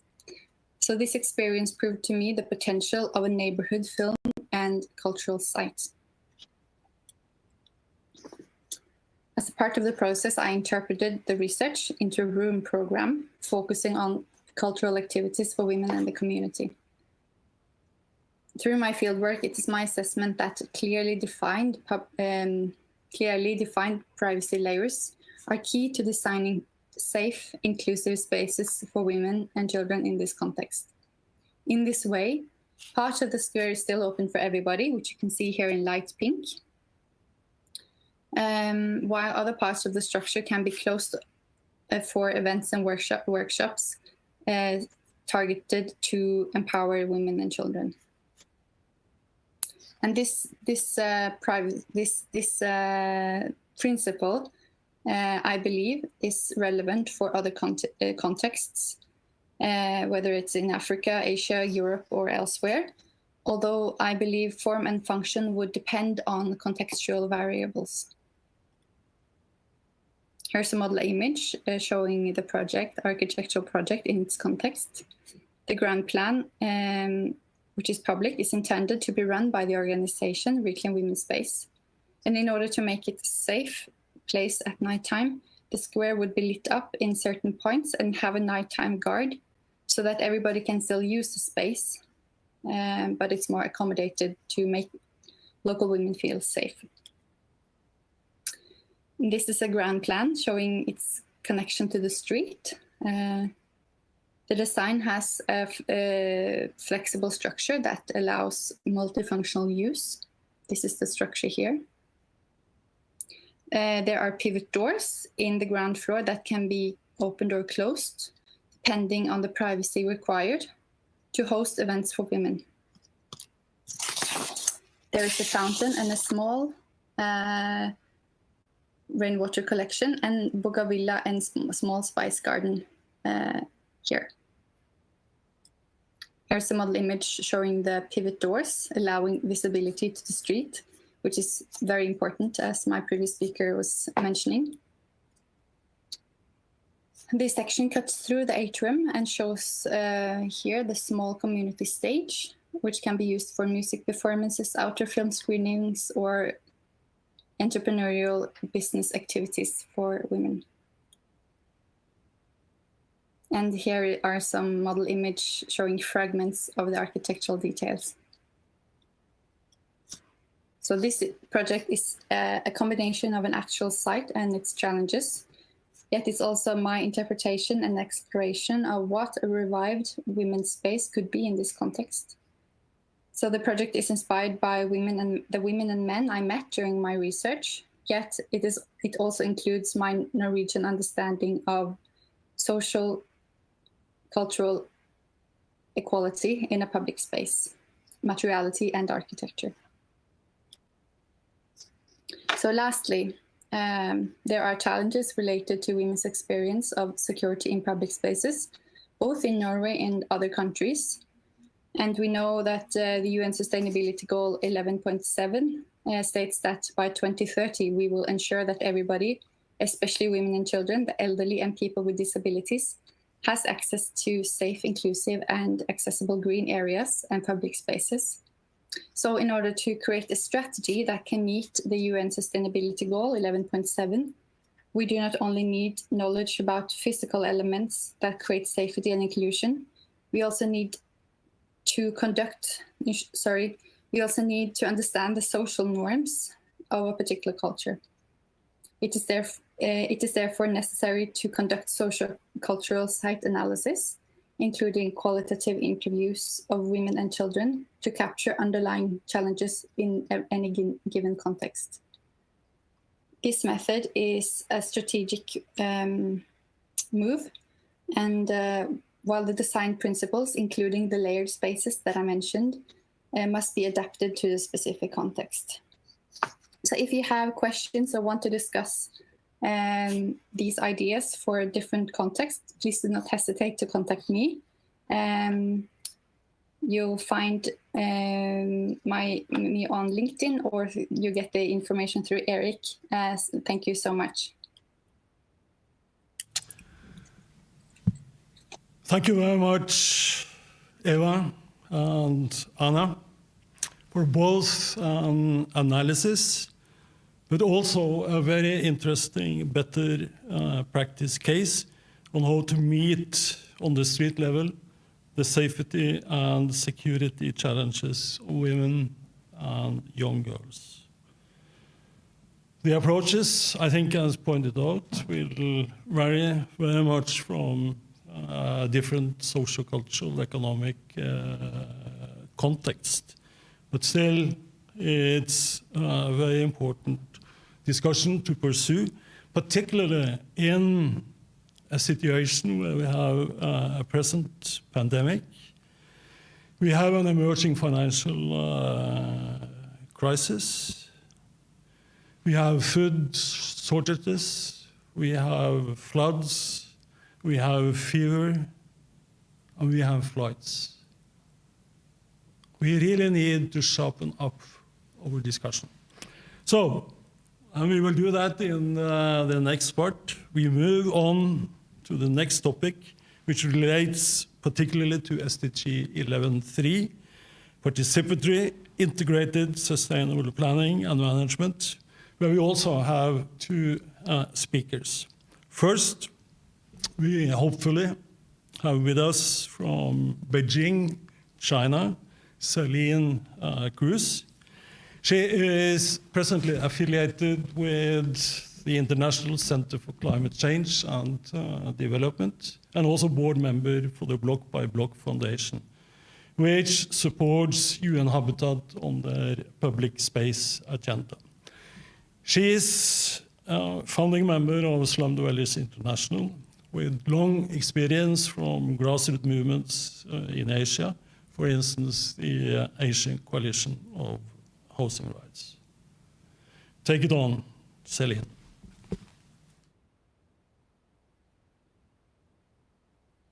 Thank you, Erik. I'm already having a problem showing my presentation. I will need help quickly.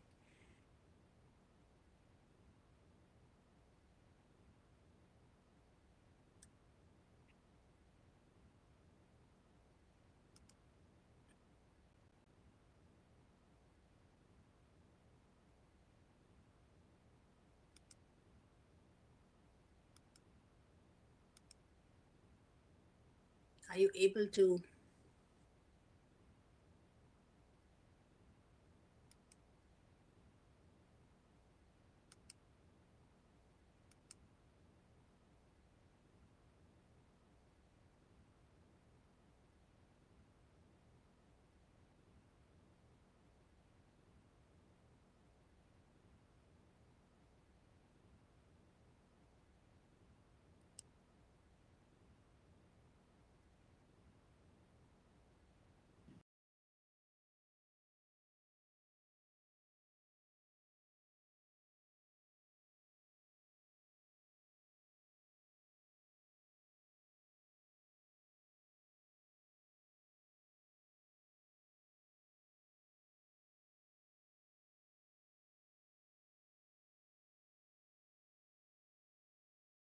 Focus on the women who live on the streets of Mumbai and how they built their capacities and supported other women in other communities and other slums in the city, and moved on to create a movement of slum dwellers in many cities in India, and then took it to many other cities in Asia and Africa.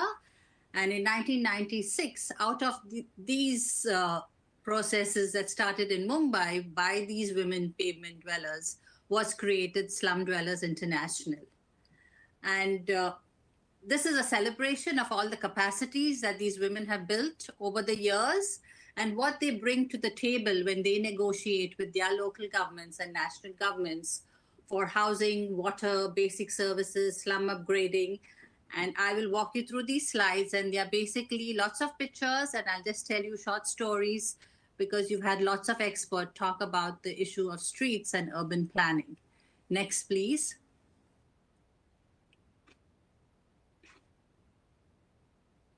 So here is a picture for those of you who've never been to a slum. You have all kinds of slums in South Asia. You have them along the railway tracks, in low-lying areas along the terrain of the hillsides, near garbage dumps, along railway tracks, even on rooftops. Like in Cambodia, you have them on rooftops, and on all kinds of lands. And they live in precarious conditions. They find the most difficult places to live in because they hope that they'll be invisible and the city will not see them and they won't be demolished. Next, please.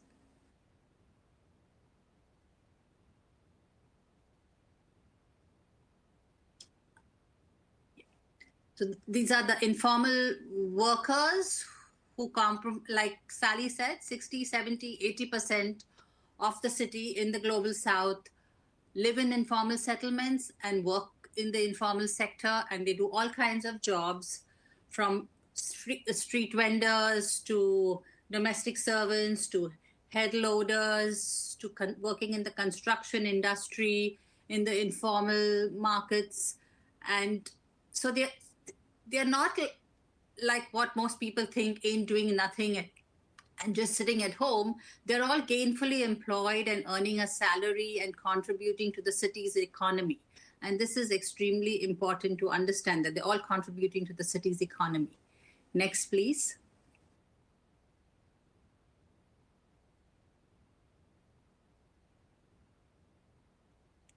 And what is the government's response to most of these solutions? So basically the government, the most common response in the 80s and 90s was evictions. Now the government has become more sophisticated on how they do evictions.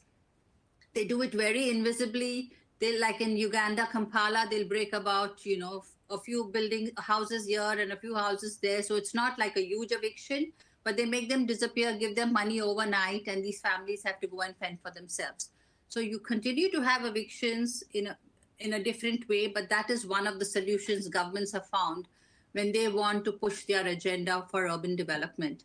Another solution that is common is, you see on the right-hand side, is the public housing solution, where they keep building these ugly matchbox houses and people are shoved into these houses.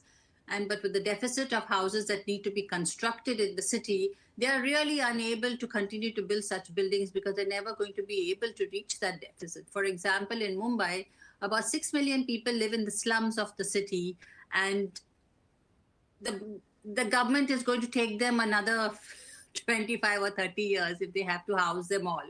So it's impossible. So they have to think of other kinds of solutions, but there's a roadblock there. The other solution that they find is slum upgrading. In the slum upgrading solution, it's like putting makeup. They'll put a tap there and a toilet there and a pathway here, which all deteriorates and disintegrates in a couple of months or years, and people have to start from scratch again. So it's not a permanent solution, but it's a very ad hoc, short-term, temporary solution, and it makes them feel that they do something, but it's not a long-term solution. And in fact, many times, this kind of ad hoc projects, infrastructure projects, can create more difficulties for the city's infrastructure and flooding and building resilience. And nobody thinks of these kind of problems. The city doesn't think of it, NGOs don't think of it, but people have to live. And so they continue to make do with whatever resources and whatever permissions they get to improve the quality of their life. And of course, in the last picture, you see governments just do what they want to do. And if they don't want to do anything, they ignore you and they look the other way. Next, please. So here is a picture of pavement dwellers living on the streets of Bombay. You have about 30,000 families living on the streets of Bombay. A lot of them now have been resettled, but you still have many families continuing to live there. But why do they live on the streets? Because the slums are overfull. There is no place in any other piece of land in the city. So people started squatting on the streets. And this is pictures from the 80s. So they came into the city, there was no land, they lived on the streets, and they lived next to their place of work. So all of them worked in the wholesale markets in the center of the city. The women worked as domestic servants in the buildings nearby.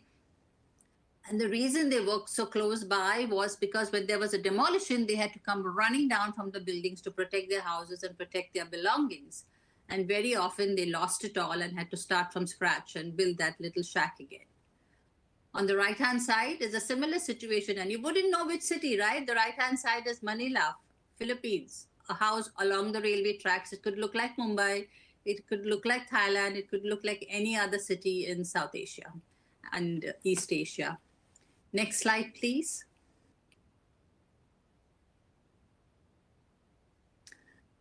So the women who are completely hopeless and illiterate and didn't have any solutions started finding their own solutions and did not want to wait for government. And what was their solution? They started their savings and they started collecting information. And they realized these are two things that the rich have that the poor don't have.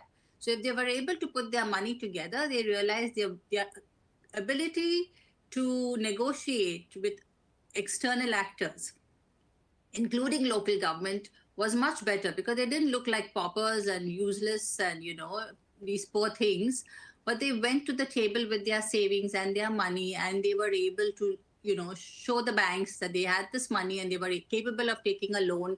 So the little money, which was very small, and they, most of them were daily wage earners or they earn on a weekly basis.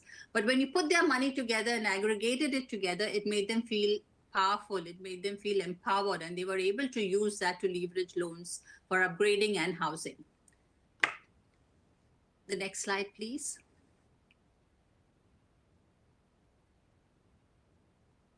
So like they collected money to collect people, they collected information, and in this way they collected communities and people as well.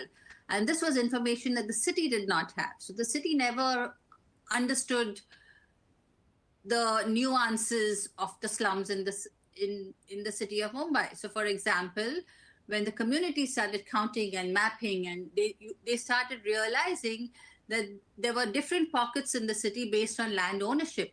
So there were people who lived, about 85,000 families lived along the railway tracks. About 65,000 families lived in the middle of the city in this big slum called Dharavi. About 90,000 families lived along the airport lands, in the airports, and they call themselves the airport slums. So the leader of the Slum Dwellers Federation, Jokin, actually started organizing these communities based on their land ownership. So you took a huge problem and you broke them into small parts, and that was so much easier to begin to negotiate because each of those landowners you had to begin to negotiate with that land-owning authority. So if you lived on the railway land, you basically negotiated with the railway authorities. With the airport lands, you negotiated with the airport authorities. On municipal land, you negotiated with the municipal authority. So the organization was created around the land ownership. Next, please. So here you have more homework. So this was all, so basically you don't leave a page unturned, right? So the women worked out all kinds of ways to be able to put their aspirations and their dreams through little house models, to designs, to settlement designs, to be able to send a message to the city that they were poor, they were illiterate, but it didn't mean that they didn't have the brains to plan their house and plan their future. And they were able to sit and make these kind of rough maps, which later on, next please, which they translated into life-size house models like this, because they realized the architects make those little baby houses and nobody understands the ratios and nobody understands how big and small they are. So they actually built large, full-size models with bamboo and cloth. And these are exhibitions that happened all over Africa, in Asia. The one on the top right-hand side was done at the UN building in New York, where Kofi Annan came and inaugurated that. But the whole idea was for women to walk into that space, take their bedding, take their little kitchenette, take their bed, and get a sense of how much space there was and whether, you know, if a family of 8, what did they have to do to improve the design of the house so they could accommodate more members in the family. So for example, in Bombay, they took their pavement house on the streets, which was very tiny, 10 by 4, but they all had a little mezzanine. So when they were designing their new house, they actually increased the height of the house to 14 feet height, built a mezzanine inside. So in that way, you had the children sleeping up, you had the adults sleeping down, and you had a little bunk outside the house where the old people slept. So they found a way to accommodate the whole family without asking for more land. Next, please.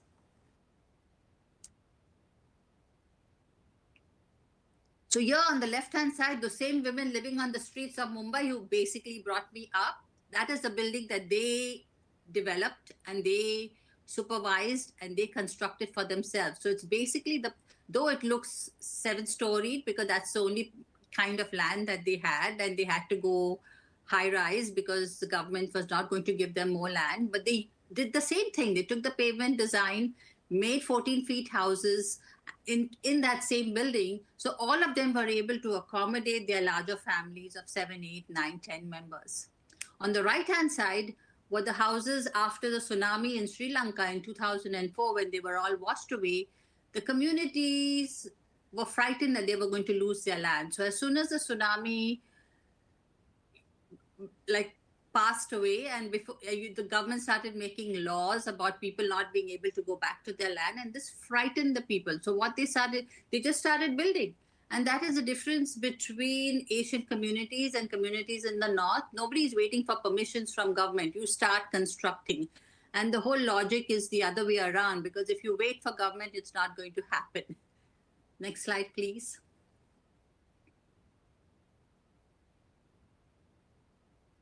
This is another example of Mumbai. On the left-hand side, you see a clear track. On the right-hand side, you see all the slums sprawling and really spilling onto the tracks. And this was a huge project, the Mumbai Urban Transport Project. And the Federation resettled around 40,000 families from along the railway tracks to alternative pieces of land, which were 1 kilometer or 2 kilometers and not very far away from the existing piece of land. But the reason they were able to do it is because they were organized, They were very clear of the alternative solution and they were able to negotiate that with the railway authorities. Next, please. This is Nairobi. In Nairobi, on the right-hand side, you'll see the new construction, low-rise, high density. You don't have to spend a lot on foundation. It's very possible for communities to maintain these kind of structures when they are high-rise. If there's a plumbing issue, if there is any leakage, you need more sophisticated maintenance. You need engineers, you need external people to come in to support you. But these kind of small, low-rise, high-density structures is completely possible for communities to repair them, to maintain them. It's not an issue. You don't need a lift. It's cost beneficial. You don't need lots of money to basically develop that land.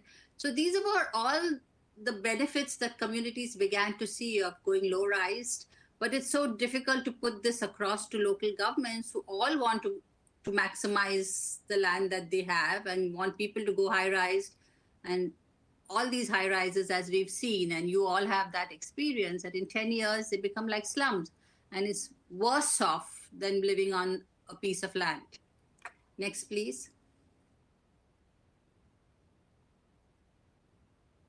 So this is an example in Thailand where the government, the Ministry of Housing, actually put millions of dollars to actually create this community development fund. And for the first time, they made a decision of finding an institutional mechanism where the money was given right down to the local community groups to be able to make their own decisions and prioritize which projects that they were going to take on.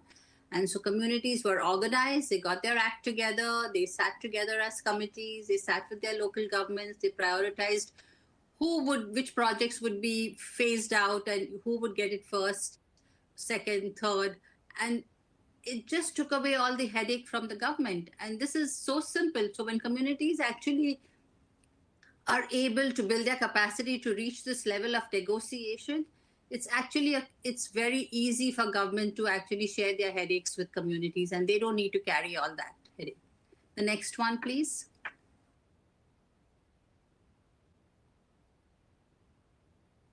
Okay, great. So it's done. Have I kept my time?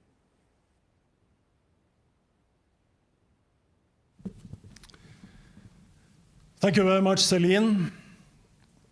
You have certainly visualized and also opened our minds to both the situation, but also the importance and innovativeness of grassroots movements. There is a need to strengthen them, to mobilize resources locally, nationally, and globally. And I think it will be a priority for Habitat Norway in the years to come to try to encourage the Norwegian government to support the emerging representative grassroots movements of the world. So we will now move on from Beijing, China, to Karachi, Pakistan, to the second speaker under this topic, presenting us with a case with a better practice that has and is improving the lives of millions of people. In Orange, we find Asia's biggest informal settlement, and we find the Orange pilot project that still, after almost 40 years, is a pilot project, which says a lot about their creativeness. I'm honored to have with me Akilah Ismail. She's now the chair of Orange Pilot Project and also the inspiration and the force behind the Justice for Perveen campaign following the tragic murder of her sister Perveen in 2013. She has written extensively on women's issues as well as the development concerns of Karachi from the lane and up. The floor is yours, Akilah.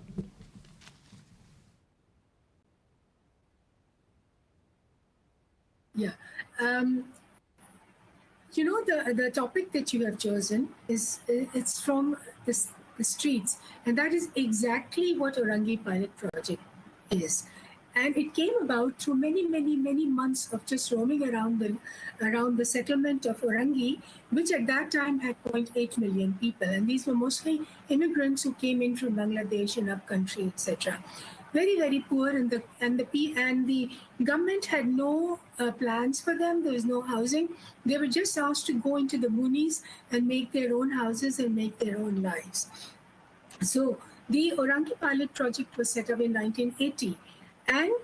And it took 2 years of simply just walking around and looking around and talking to the people, which made them decide, okay, this is the manner in which they are going to approach development. And the manner in which they were going to approach is to ask the people, to dialogue with the people and ask them what they needed and to show them what was possible. And in order to be able to show them what was possible, it was very necessary that models be created. And by models, we mean technical models. For example, what was very early on apparent is that the first thing that needed to be done was the street had to be cleaned. The lanes had to be cleaned, because without hygiene, without disposal of sewage, etc., there was such huge health concerns. The economic activity was completely stunted. The children were not going to school. There were no schools practically. So the first thing that needed to be done was to lay a system whereby the streets and the lanes would be clean. And the government was not going to do it. So what transpired was that after intensive dialogue and extensive dialogue, it was talking to the people, and Orangi Pilot Project realized, Parveen was one of the leading members at that time, they realized that the only way in which a proper development activity could take place is when the people own it. Now, how are the people going to own it? The people are going to own it when they realize that they have the power to change the lane. And once they change the lane, they go beyond, they change the community, they link up with the city, etc. And in order to change the lane, they also have to be willing to invest not just their own money, but also their time and their skills. So what the Orangi Pilot Project did was it first of all created a low-cost sanitation model. It was low cost, so which meant economically it was viable. It was very simple, and it was so simple that the people in the lanes with minimal training, for example, and also by minimally training the skilled artisans around, it could be carried out, it could be operational.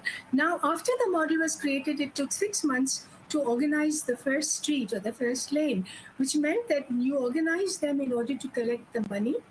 And Orangi Pilot Project made it very clear that, look, we are not going to take the money, we are not going to give you money. It's your money, you look after it. And this is the way in which you spend. This is the design. We will help you carry out this design, which means that you connect from the internal meaning the latrine, the disposal in the lane, the pipes, etc. And the whole concept was that it should work through gravity, and there was no need for power because there was no electric power at that time in those places. So when they organized, and I must tell you that the first lane manager, we call them the lane manager. A lane is a unit of organization, which is a street on which about 20 houses are constructed, and it contains, each house contains about 7 individuals. So 140 people gathering together. And they needed to elect a leader, they needed to elect a manager, and then through continuous dialogue and through mostly telling the women of the households, okay, look, this is something you can do. If you wait for the government, you'll wait forever. Now do this. And the first lane manager was a very strong woman who said, okay, we are the ones who suffer the most. When the children are sick, when there is no money coming in because of a lack of economic activity, there's no education, and especially whatever little education was available was not available to the girls, to their daughters. So what started off with the first lane then became 2, 3, 4, and now there are 7,000 lanes in Orangi where this model has been carried out by the people themselves. And we call this an internal component of development of the sanitation model, because it's an internal component, because the sewage has to go from the lane to a bigger secondary and then go to bigger drains and then be treated and then be finally disposed. And in the case of Karachi, it is disposed into the sea. Now, where they could make the smaller components, it was impossible to make the bigger components. But that means this component needed to be connected to the council level, to the first of all the community level, the council level, and then the city level work. So in that case, again, OPP began dialoguing with the government and with the people's representatives. Okay, look, the people have invested, they have done their part. Now you do your part. And then the government was very happy to do it, because a major part of the investment had already been done. It's the lanes and the streets that require the major investment. So they very readily made the arrangements for the secondaries and the bigger pipes and the final treatment and the disposal.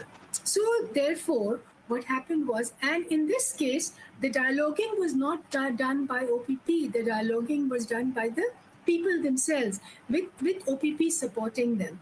OPP had given them a model, and in essence, what happened was that OPP and the people together made it possible to get a seat at the table of negotiation of where government money is to be spent.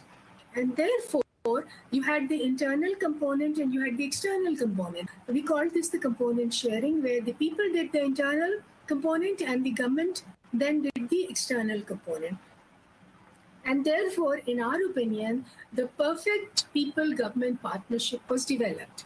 The people-government partnership meant that the people, instead of asking international financial organizations or the World Bank or whatever, corporations to come and lay a gutter line or to lay a lane, they said, you partner with the people.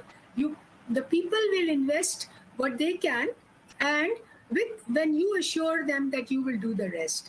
And the people were told that when you do this, the government is bound to help you. So this way, it has spread, and now OPP, because it was so people-driven, OPP does not have to intervene only technically they intervene. Right? And then the community asks us. So what was born is the people-government partnership, and they took it from the lane to the city. So what happened is that people from, visitors, relatives, etc., would come and visit, and they would see that the lane is completely clean. And when a lane is clean, when a street is clean, it means economic activity goes forth, the health, the expenses on the health goes down, and children play in the streets. Children are able to go to school, and because money is saved, girls can go to school. So what has started in 1982 as a settlement, as an informal settlement of 0.8 million people, today is a thriving township of 2.1 million people. And they have schools, they have clinics, they have everything. And the genesis was the fact that the people took it upon themselves to do certain components of development, and therefore compel the government to do their part. Now OPP works not only in Karachi, not only in Orangi, it works all over Pakistan in all the informal settlements. We call them Kachiyabadis. And the reason that I am only relying on talking is this. That is the basis. You dialogue with the people, you create the conditions, you teach them to understand what is development, what is it they need, and what is possible. So from this possibility, and now we have, in Pakistan, we were making an estimate the other day, and I think we have reached about 7 million people directly with our model and with our ethos. The ethos is, you first talk to the people, understand what they need, see what they are doing to overcome their own issues, and then teach them to do it better. So it is always first you understand, you learn, you understand, and then you teach. Never impose. We never impose our solutions on them. The solution comes from the people themselves. What we do is we support them technically, we support them in organizing, in mobilizing, and it has been very rewarding experience. And now what we do is we train people. We train people to look at development in their own areas. And how do we train them to look at development? We teach them to make community-based maps. We teach them to look at your area, look at it with an eye, okay, what is it you already have and what is it you lack? And therefore, decide what is it you really want. Do you think water is your main issue? Do you think sanitation is your main issue? And invariably, it turns out it's water and sanitation first of all. And in this manner, you know, we are taking care of health. We're taking care of education. We are also taking care of the environment, because a clean environment is the first. A clean environment necessarily needs disposal, and disposal of waste, disposal of sewage. So everything is organized to make an environment healthy and to make an environment clean. But the concept always is that there has to be people doing their part and the government doing its part. So when from an informal settlement, now Orangi is a formal settlement of 2.1 million people. They have their own representatives in the parliament. They have local representatives. They have representatives in the federal parliament as well. And all this has come about because they were given the confidence that, yes, they could do what they thought was impossible, that is major development work. So this is how we have maintained. And as Erik said, we're still a pilot project because there are no two communities which will approach a problem in the same manner. There are no two templates. There is no one single template. And every time a community asks us to go and help them, it is starting from zero, which means we are learning. Those people are learning, and we learn and we teach them to look at development in this manner and look at the development you need. Do not, and you know, you cannot impose development on people. You have to first let them decide what is it they need, and then help them get to that in the most economical way possible, and in the most efficient way possible. And we know, we've just done a recent survey that the lines that were laid in 1982-83 still survive because the people have invested, they maintain it. Similarly for water lines, they laid themselves at the lane level, at the street level.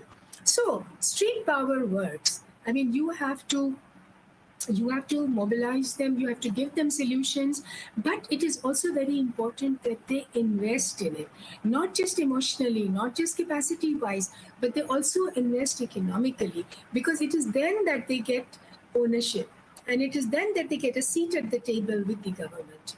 So that's how it is, and this is the way we carry on. And we have gone beyond Karachi. We have gone into Pakistan. We have gone into the region, and there are many people who come to us to learn the model. So what we do is we've now become a teaching organization, a research organization, wherein we teach communities how to create this people-government partnership, which really works. Thank you. Excellent. Thank you very much, Celine and Akilah, for your impressive presentations and for highlighting, in fact, that the most significant development achievements need to be based on people's participation and on people's resources. And particularly the significant role that poor, marginalized women can play in the most dire of circumstances, in the streets, in the lanes, and in the guests. I think the work of SDI and the Orangi pilot project, they have gone to scale, are some of the most successful, if not the most successful, slum upgrading projects that exist. A lot to learn from that. So we are running a little bit out of time, 10, 15 minutes. We have to speed up, and the next SDG is on 11.5, reducing the number of disasters, and that topic is now coming up. I'm not sure if the disaster we are focusing now was in the minds of those who formulated and adopted Target 5. And I think they maybe might have thought of a pandemic, but it might have been another pandemic, to quote Norwegian Prime Minister. For the last 16 months, the world has been partly locked down and partly knocked down. So we have invited Eduardo Moreno, Head of Knowledge and Innovation at UN Habitat, to speak on the topic of people confronting pandemics and on other disasters. How to build and organize resilient streets in a dense or not so dense city. Some experiences. Eduardo, welcome. Thank you very much, Erik. Can you hear me, colleagues? I'm fine here. Yes, we hear you. Okay, thank you. Let me start addressing this important topic that was given to me by Habitat Norway by presenting three fundamental premises and then three proposals or three articulated responses to this. The premises are, the first one, to recall everyone that COVID is an urban crisis, and I'm going to explain why and how it connects to the level of neighborhood and the street. The second, the relation of COVID and global agendas, and then how COVID and the need of societal changes. In October, when the Secretary General presented a policy brief report on COVID, UN Habitat and other studies highlighted that 95% of cases of COVID were happening in cities or urban areas. However, only 56% of the population live in these areas. This happened because the virus primarily spread in large cities that are the more connected, the better connected, where there are international links.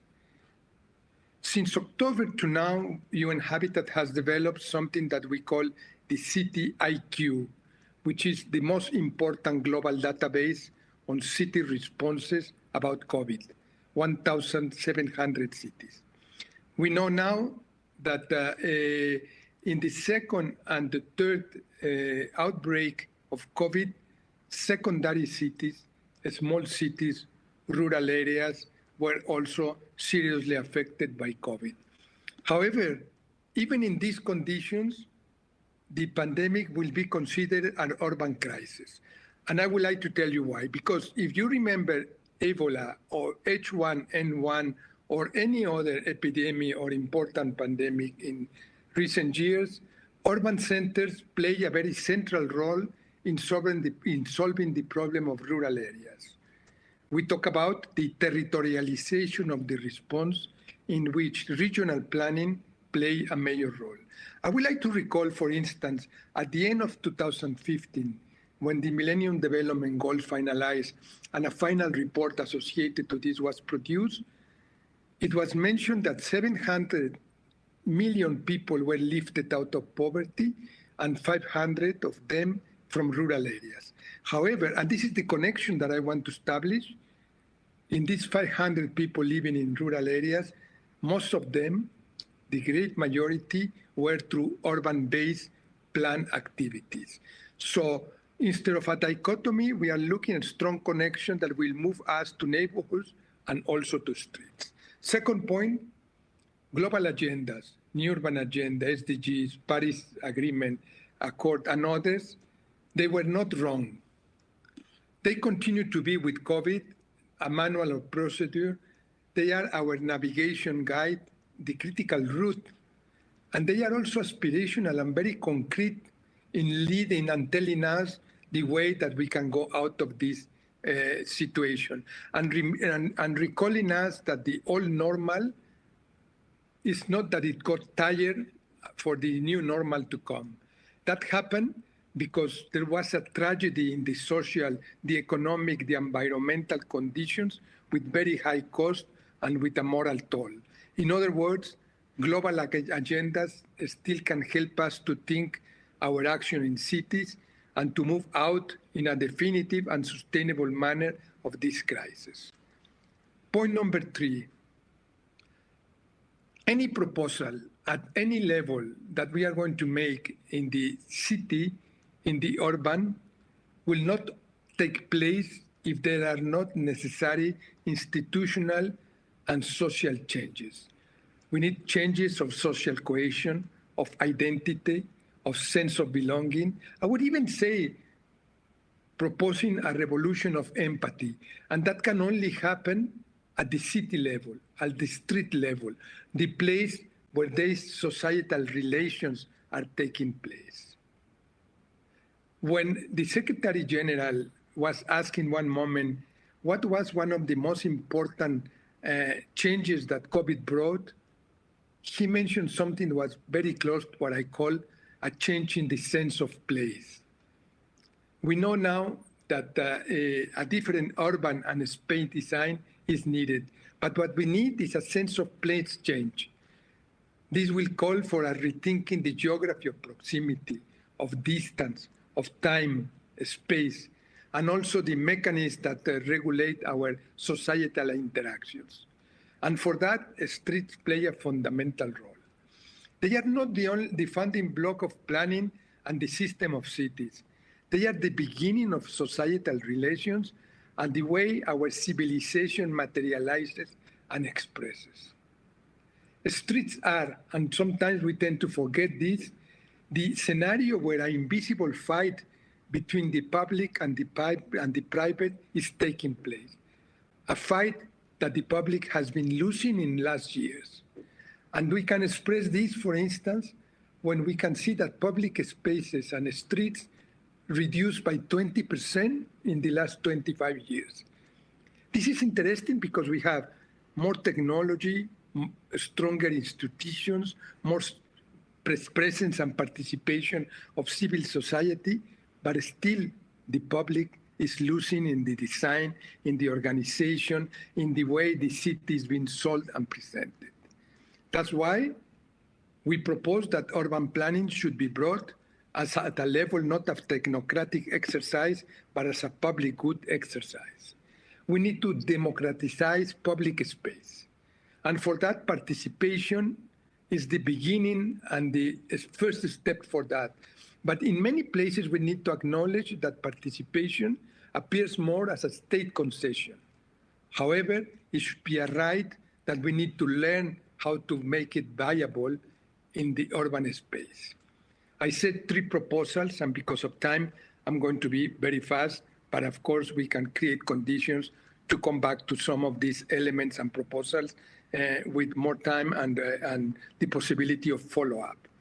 The first one, we need to redraw the plans of the future of the cities, thinking in terms of connectivity, space, harmony, proximity, and a new mobility alliance. In fact, I suggest a pedagogy of mobility, streets that need to be green corridors, walkable corridors, and spaces of encounter. We need for that to rewrite the rules of place and context, and perhaps to redesign the maps of the environment, because all that is the way that we should govern our post-pandemic society, or a society learning to live with pandemics. That will bring a rebalance between the private and the public, and to recover this again as a public good. It will need to reestablish a balance between agents, public and private. It is estimated by our studies that more than 60–70% of cities, including all these new streets, were built, designed, and conceived by the private sector with very little participation of public local authorities. We need to rethink optimal densities and to find the good equation of what this means in our spaces But in order to that, we need an ethical pact, one that revalue the commons and the spaces. Second proposition to this important webinar. I think it will be important to reinvent a new urban history, one that redesigned the pedestrian city and the city of the bicycle. Up to now, in many places in the world, this is the case, for instance, in Nairobi, where I am, mobility is imposed to us. We need to have a chosen mobility in which we could perhaps recover this old idea, which in fact exists, of the homo viator, the man that walks, the philosophy of walking, the man who recovers the anthropological sense of the trip, of the journey in the city. That will be a huge leap in humanity to reconcover our own environment. We need to stop thinking in a final destination in the journey, but to focus on the moments, on the steps, on the opportunities to think about ourselves, reaffirm our identity. And streets are the privileged space for doing this, building a new narrative of who we are and which is our culture. Like this, perhaps we will recover the forgotten space that the streets represent, and to think that environment and street associated with the possibility of not thinking that we are forgetting places and this sort of anesthesia of physical places that we don't see, we don't feel, we don't hear anymore. By walking, by cycling, we will rebuild the memory of the place and perhaps also rethink silence and noises to recover our neighborhood, to recover ourselves, and to share the space. Walking in this second proposal would represent recovering the ecological city, getting closer to the nature, and recovering the street as the funding element of this proposal. Point number 3 and last one, because of time. In this post-COVID society, UN Habitat has published recently, and I have the opportunity to present also with our colleagues of Norway and Habitat, the report Citizen Pandemic. And now that we analyze what is happening in cities and what are the best practices in terms of response to the pandemic, we understand that one of the key elements to deal with the perspective of health and ecology and a future environment and future conditions is to change at the very local level the form and the function of the city. This means, as I said before, rethinking connectivity, proximity, density, but also to redesign the street at the very local level with housing regulations and to respond to the pandemic from a perspective of public health crisis. If we do this, and this is the proposal, we should start designing and thinking in the resilience of cities in terms of sustainable, self-contained ecological neighborhoods. This is, in many parts of the world, the best option in response to the pandemic. That happened in cities where the number of people with contagion and death was minimum because they were reestablishing from the very neighborhood level a response to that. Urban areas that are in fact specific neighborhoods with adequate public spaces, services, amenities that have their own local health and education solutions that recreate in the street and the space local community organizations. And the most functional unit for this will be the neighborhood that we will connect to the city and the region, passing, of course, by rural-urban interlinkages, and prepare a response to these streets that will be different from what we have today. Rethinking this urban planning can happen only. Thank you very much, Eduardo. Sustainable solution. We are running out of time. Now. Yes, I finish. I would say it's just to reshape the urban need morphology. for a global discourse on new urban development models and approaches for the future, based on some of the principles that you mentioned, density, connectiveness, proximity, and new forms of mobility. And I really hope that you, in your present position in UN Habitat, will open up and facilitate a discussion where the streets, the lanes, the gates are the basis for human settlement development. Thank you very much. Our last thematic intervention this afternoon relates to SDG 11, Target 6, on air quality and waste. We face a situation in almost every city and town and settlement all over the world where people need to reclaim the space occupied by cars right outside their front door. 7 million people are dying each year from air pollution and lack of security, resulting in higher mortality than malaria, HIV AIDS, and tuberculosis combined. So we have asked André Tsikus, he is the Chief of Urban Basic Services at UN Habitat, to give us an outline of the findings and the recommendations of a recently completed research project from several major African cities on car traffic, effects on children, and of course, approaches to remedy the situation. Take it away, André. Thank you very much, Erik, and hi, colleagues. I'm just quickly trying to upload my presentation. Can you see it? No. Please confirm if you can see my presentation, because I'm presenting it. I cannot see your presentation. You can't see it? Okay, let's see if it works. 1 second. Start presentation. Share.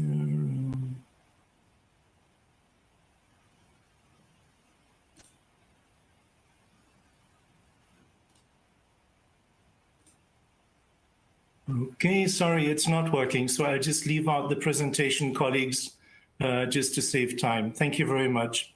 Well, thanks, Erik, and thank you very much, and welcome to the Habitat Norway Forum on really focusing us on SDG 11.6. And I'd also like to make reference to SDG 11.2. And as Eduardo spoke, we can really split the city into two spheres. One is the sphere of the private space, which is our houses, to which we have very limited access. And then we have the sphere of the public space, which is accessible to all. And if we think about streets, they are this public space. And in terms of streets, they are transitional. So they connect us as people to jobs, education, healthcare, social services, economic opportunities, and recreation. But they're also, if you want to say, stationary. So they're places where we have hawkers selling informal goods, we have children playing, and also where we meet as communities. And on the other hand, the streets are also our extensions of our houses. They sort of act as our open air living rooms. Very often in many societies, people go out in the evenings and eat on the streets and socialize. So one of the things, if we look at it, how much time do we spend in streets? And we can see that in the global north, people spend about 90 minutes per day on the streets during the week, and nearly double the amount during the weekends. Now, one of the questions which comes up to us is really, what do we want to experience when we are outside of our house for nearly 13 hours? And the second question is, what do we want to experience? And the reality is, for the first question, when we go out and we're outside of our houses for 13 hours, we experience traffic jams, speeding cars, noise and air pollution, and the eyesore and smell of solid waste management and wastewater piling up in our streets. On the other hand, many people are yearning for streets where we can really spend more time with our friends, enjoy nature, and also breathe fresh air. So these streets, as they are designed and engineered, but they are also something organic, because we as humans actually use the streets and we make our decisions on the streets and how we use them, and we form our communities.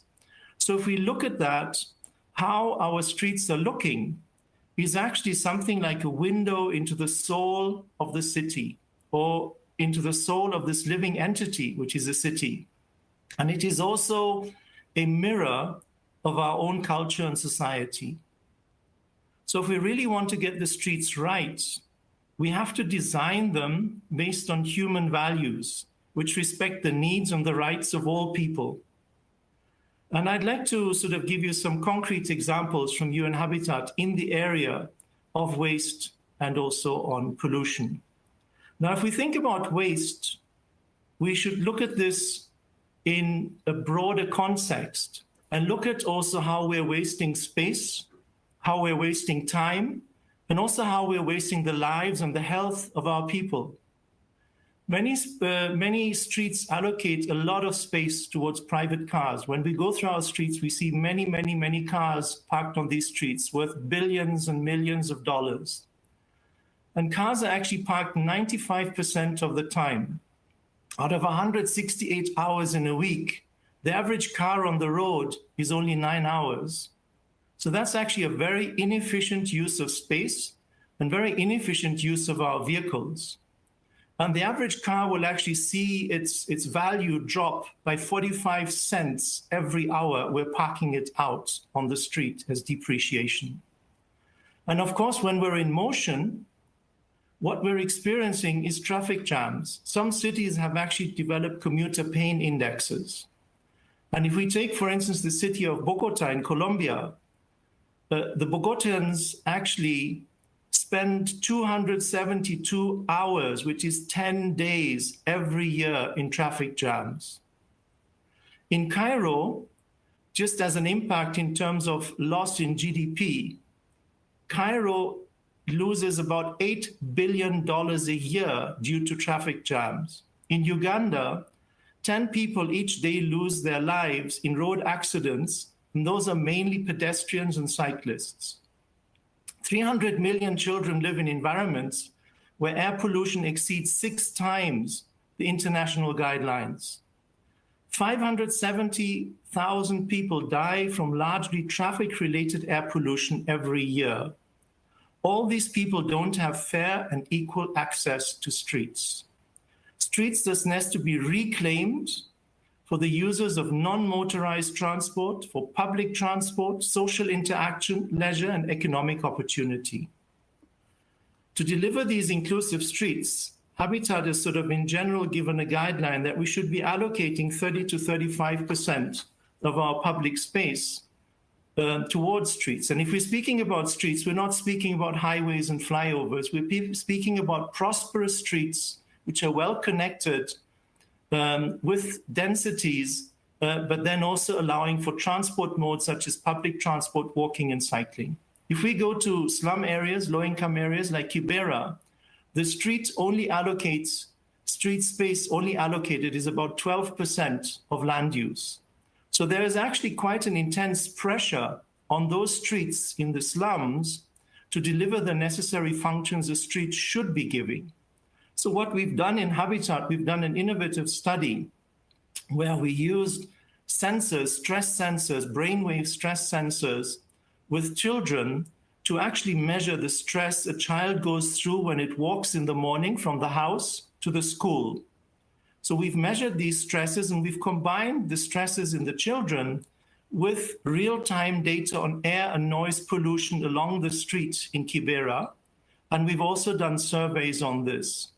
And based on these walkthrough surveys, we've actually been able to identify and pinpoint the stress areas for the children and then define and devise urban planning interventions to improve the noise and pollution situation to make the walk of a child actually more pleasant.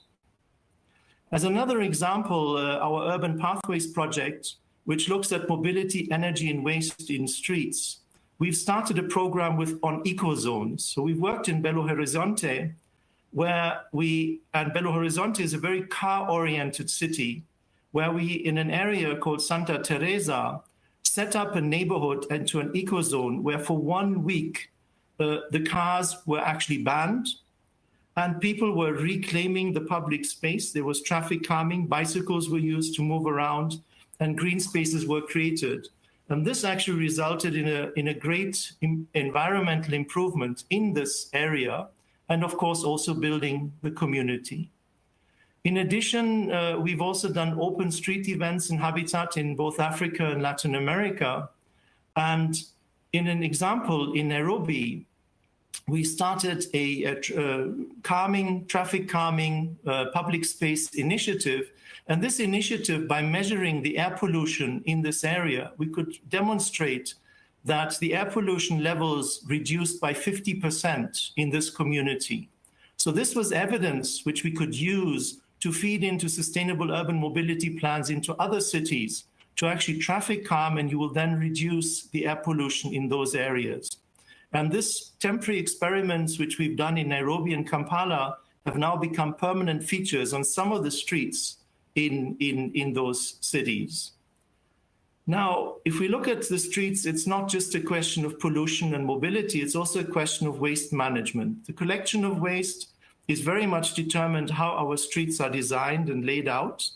And of course, the littering and the blocked sewers, which we see in our streets, is also a sort of view into how healthy the waste management system is in a city. We should also keep in mind that the streets actually generate 2% of plastic wastes in streets. And through our executive director and the Waste My Cities initiative, what we try to do is we really try to promote 5 R's when we speak about waste management in streets. That's to rethink how we do waste, to refuse waste, to reduce waste, to reuse waste, and recycle waste.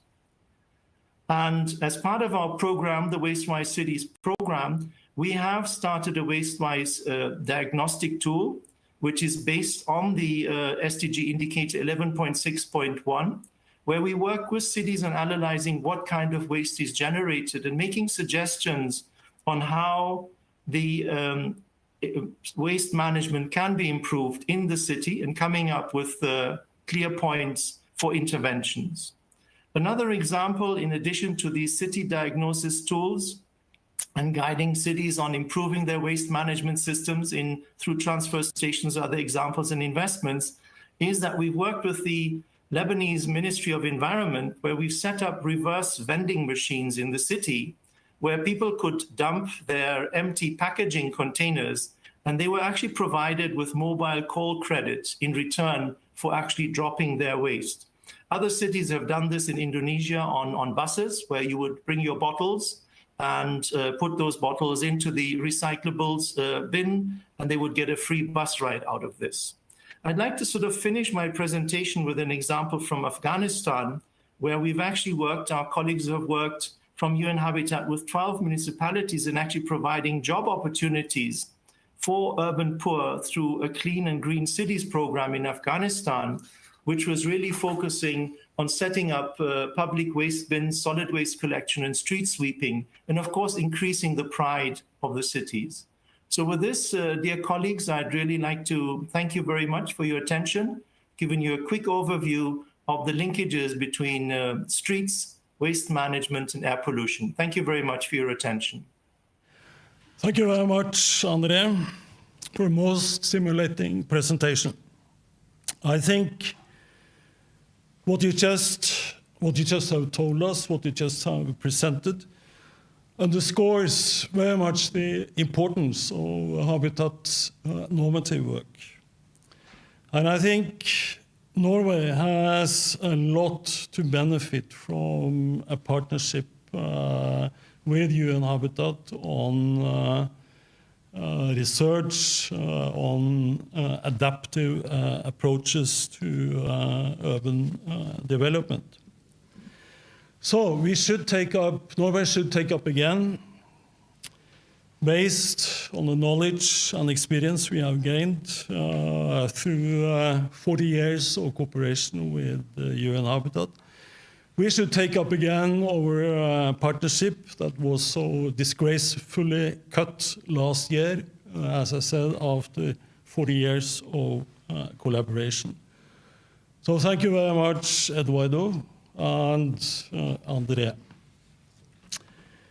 So, after 3 hours, we have finally reached the summing up part of our webinar, Every Street Matters.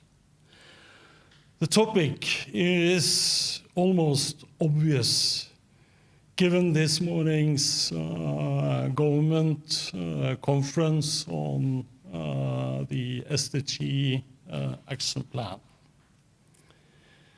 The title is The Street in Light of the UN SDGs and Norwegian Practice.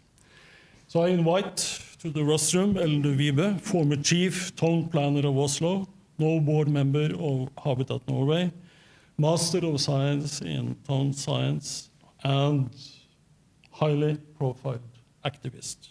Welcome.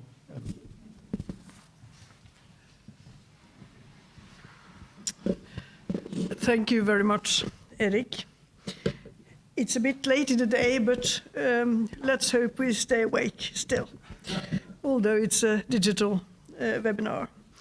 The UN SDGs reminds us of the imperative important challenges we are facing.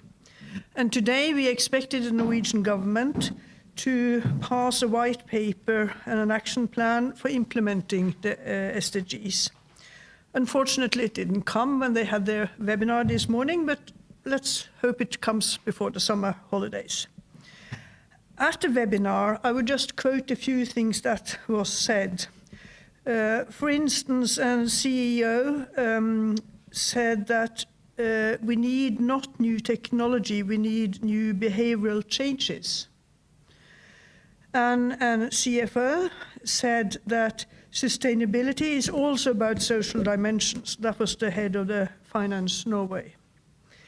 And the head of the pension fund, Norwegian pension fund, said they would now start a test of cautiousness before allowing companies to enter into the portfolio. And a biologist, Dag Hessen, said that the market economy may contribute, but cannot be based on material growth alone. That is some of the challenges we face. Let's see.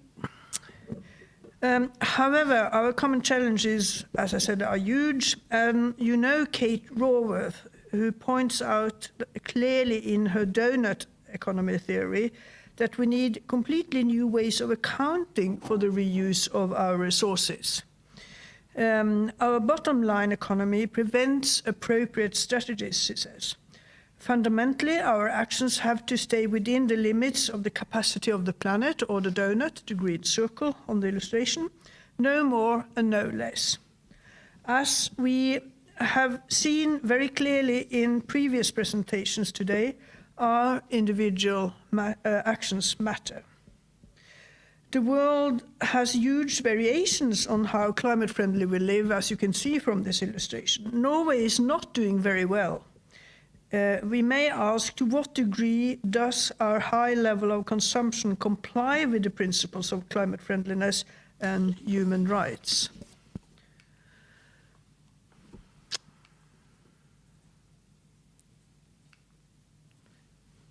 I will not run through how horse carriage roads have been turned into congested and polluted motorways. We all know that. But let's just reflect on the essence of the city and the street. The city is an arena for exchange of goods, travel, modes, ideas, and love, as the Lord Mayor said previously today. It's the space for achieving climate adaptation and biodiversity. It is the place you live, you grow up as a child, and you produce a product for sale.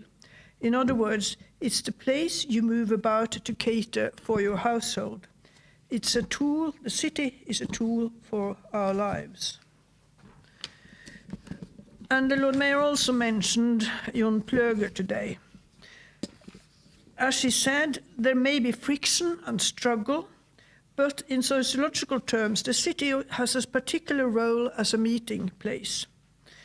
And Jon Pløger mentions, for instance, it creates safety in the closeness of the stranger you confide in, the people you meet that you otherwise wouldn't meet. It creates the informal community through simultaneous routine actions. It creates the aestheticizing community where our glances occupies the space and give it meaning.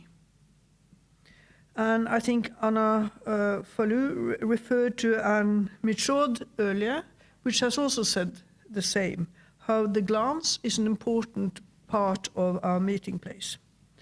And the city also creates spatio-temporal community when people meet completely unplanned and non-repetitively.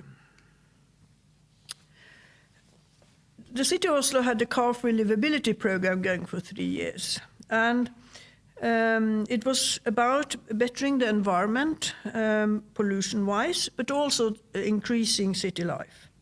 Different pilot projects and activities and physical refurbishments were carried out. But most importantly, I think it was related to the administration of the city opening up to the world outside, the businesses, the NGOs, the innovators, the citizens. New shareholders and voices came forth, especially the young people.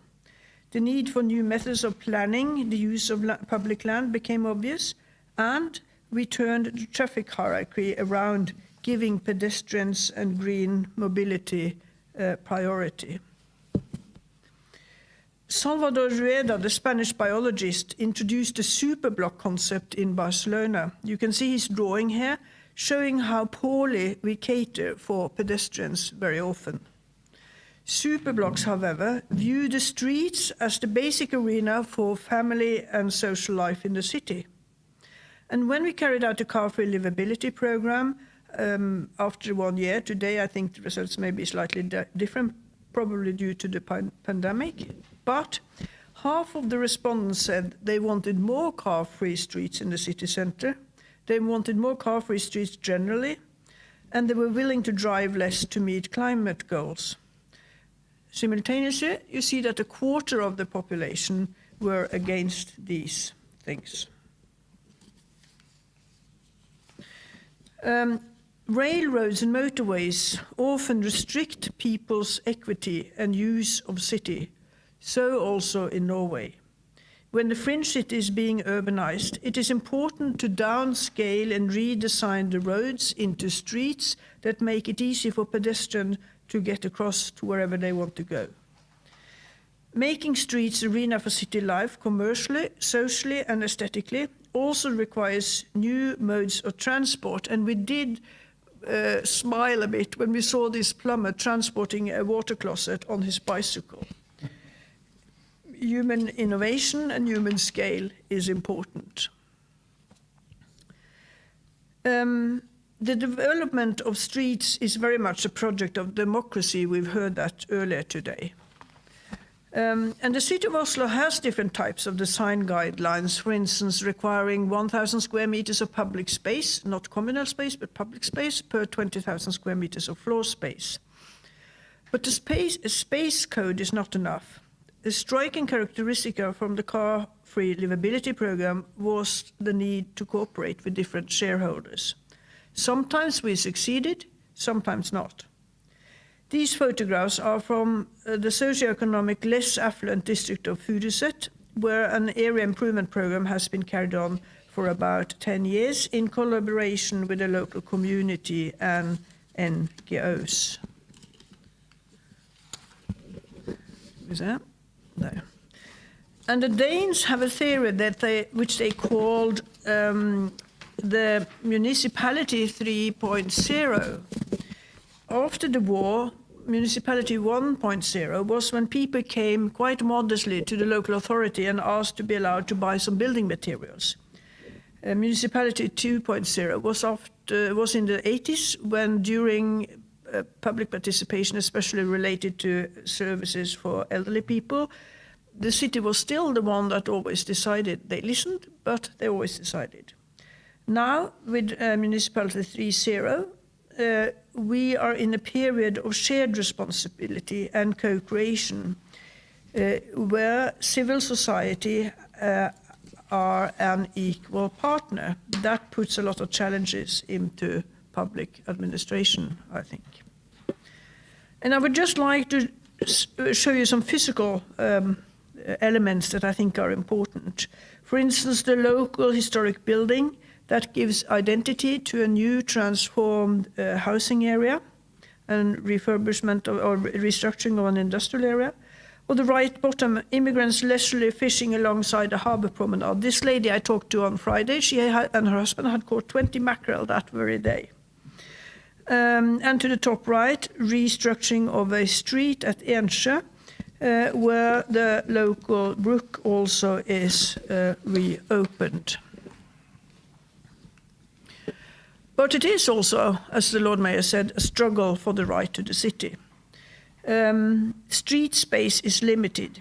Even if town planners have codes, there will be a constant struggle related to the use of the urban space. And this example from Tjuvholmen in Oslo, a very sort of hot summer, popular seafront caretaker for expensive dwellings, fencing off the bathing jetty. That made that resulted in an uproar from the public. The area was developed by private developers, but the main street and the seafront zoned as public space. And I remember at the time that our Tory deputy mayor for urban development, Bård Folke Fredriksen, said at the time, important spaces to the public should be zoned for public use, Ellen. I think that's quite impressive coming from a Tory politician. Another aspect, participation often happens too late and superficially. I'm quite used to working under representative democracy, but it doesn't always work. George Monbiot in The Guardian says that policy making needs more influence from participatory democracy, like participatory budgeting, for instance, in Scotland or at Tøyen, Greenland, which is now being tested out. And here you see Extension Rebellion and myself demonstrating in front of the post-war historic monument, the Y Block, part of the federal government quarters attacked by the terrorists in 2011. Now this building is demolished, unfortunately.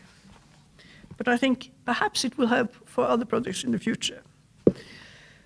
Gender has also been a topic today. And we see how important it is for well-being and for prosperity. Not only in the global south, but also in Europe, unsafe public spaces are becoming a serious challenge. For instance, in our neighboring country, Sweden.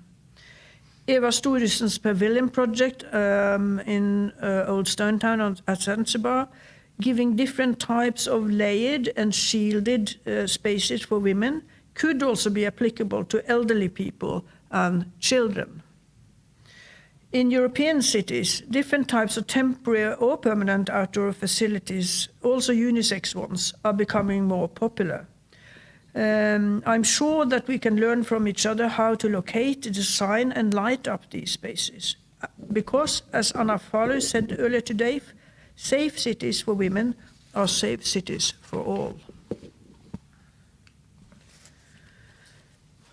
And sometimes there's struggle, but sometimes there's only competition. And there are competing interests and uses. To the left, you see, some of you see, a map from Susanna Hall that talked previously today. And what we see is that improvement projects tend to gentrify areas. Simultaneously, different users groups have different needs.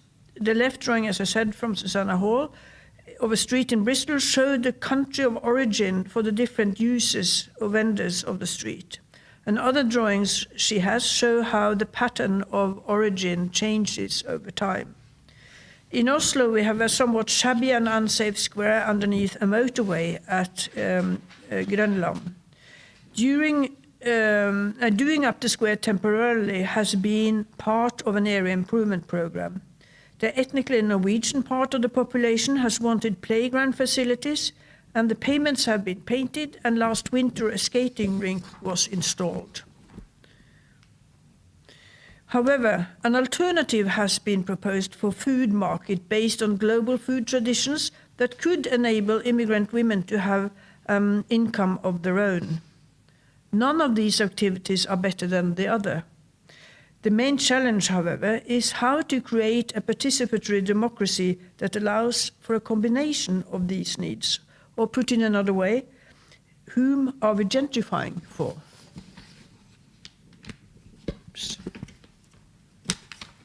Will cater for the needs of the public at large the best.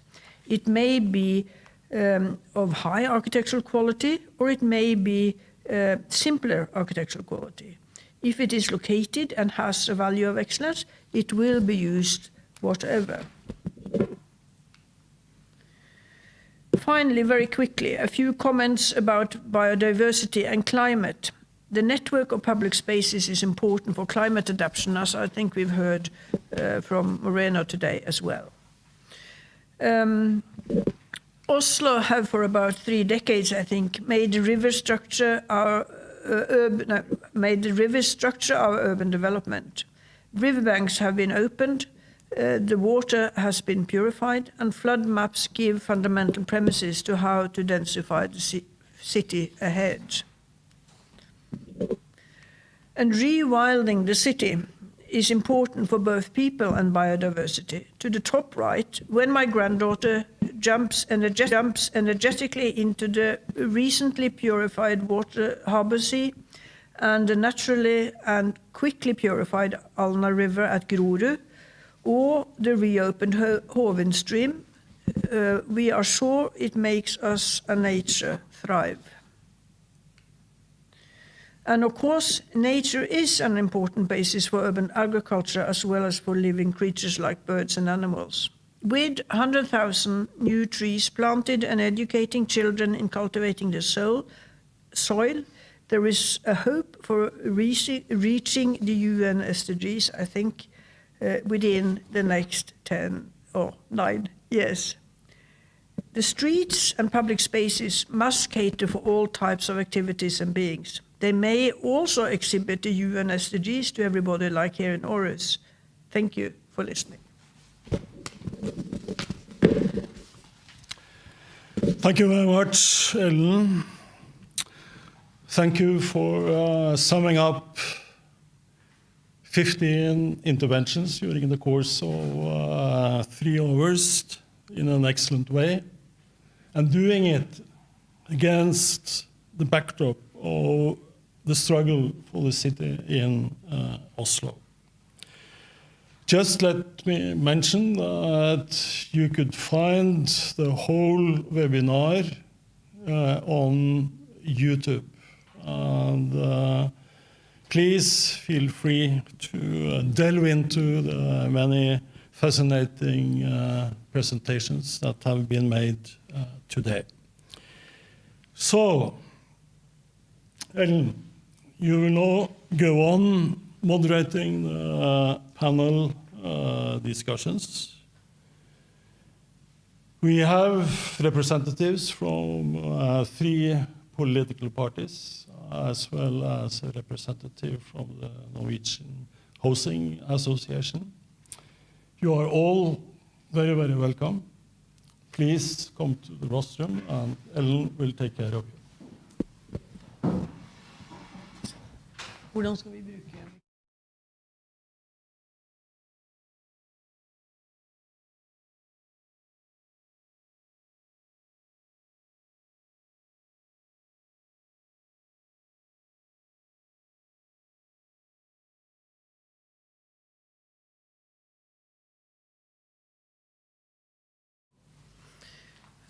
We have 2 questions, and we'll do them separately, I think. The first one goes as follows. Development is, in its broadest meaning, a question of power distribution. We all share the concept of popular participation, power sharing and decentralization, implying that social and political issues should be dealt with at the most local level that is consistent with their solution. Having listened to the afternoon's presentations, how could we set up mechanisms that observe the principle of subsidiarity? And I give the word to Rasmus Reinvang, the political secretary for the Deputy Mayor of Urban Development. No, are you still the Deputy? Now you're the assistant to the Deputy Mayor. Yes, the floor is yours. Thank you very much, Ellen. One thing I notice when I'm working for the city government as a politician, and when we get visitors from abroad, I often talk about the whole Oslo and what we're doing and how we're working. And then gradually I found out that one thing that really interests a lot of visitors, especially from Global South or Far East, is that we have a system of database where every street, every building, every plot, if something is planned there, you can see it on the website. So you can log into a certain municipal website, and there's all information about what is planned, who's thinking about doing what, how far have they come in the process, and what is happening. And my point is just saying that if you want to have real participation at every level, you need to have information at every level. And information empowers, and I think that's an important tool for us all to consider. Thank you. You can present yourself. Thank you. My name is Anne-Beate Tvinnereim. I am head of planning in Viken County and deputy of one of the Norwegian parties, the Center Party. Very interesting point on information from my colleague Rasmus. I would also like to add to that organization is an absolute must if you are to really do the bottom-up approach. And I think that the starting point for that is always building the sense of commitment to a local community. You know, if you have that pride, that identity to your local community, that creates ownership and hopefully organization around the local issues. So that is one important thing. And if you're able to get some funding, could be projects. I mean, it could be any type of funding that really helps the grassroots movements. I would also like to mention that in Norway we have a social scientist that once said, "Votes count, resources decide," and that is a recurring challenge in this topic. You know, politicians can always be influenced by the major capital. And in Norway, for instance, in my daily work, we have to adhere to a very strict national legal framework on how to involve the population.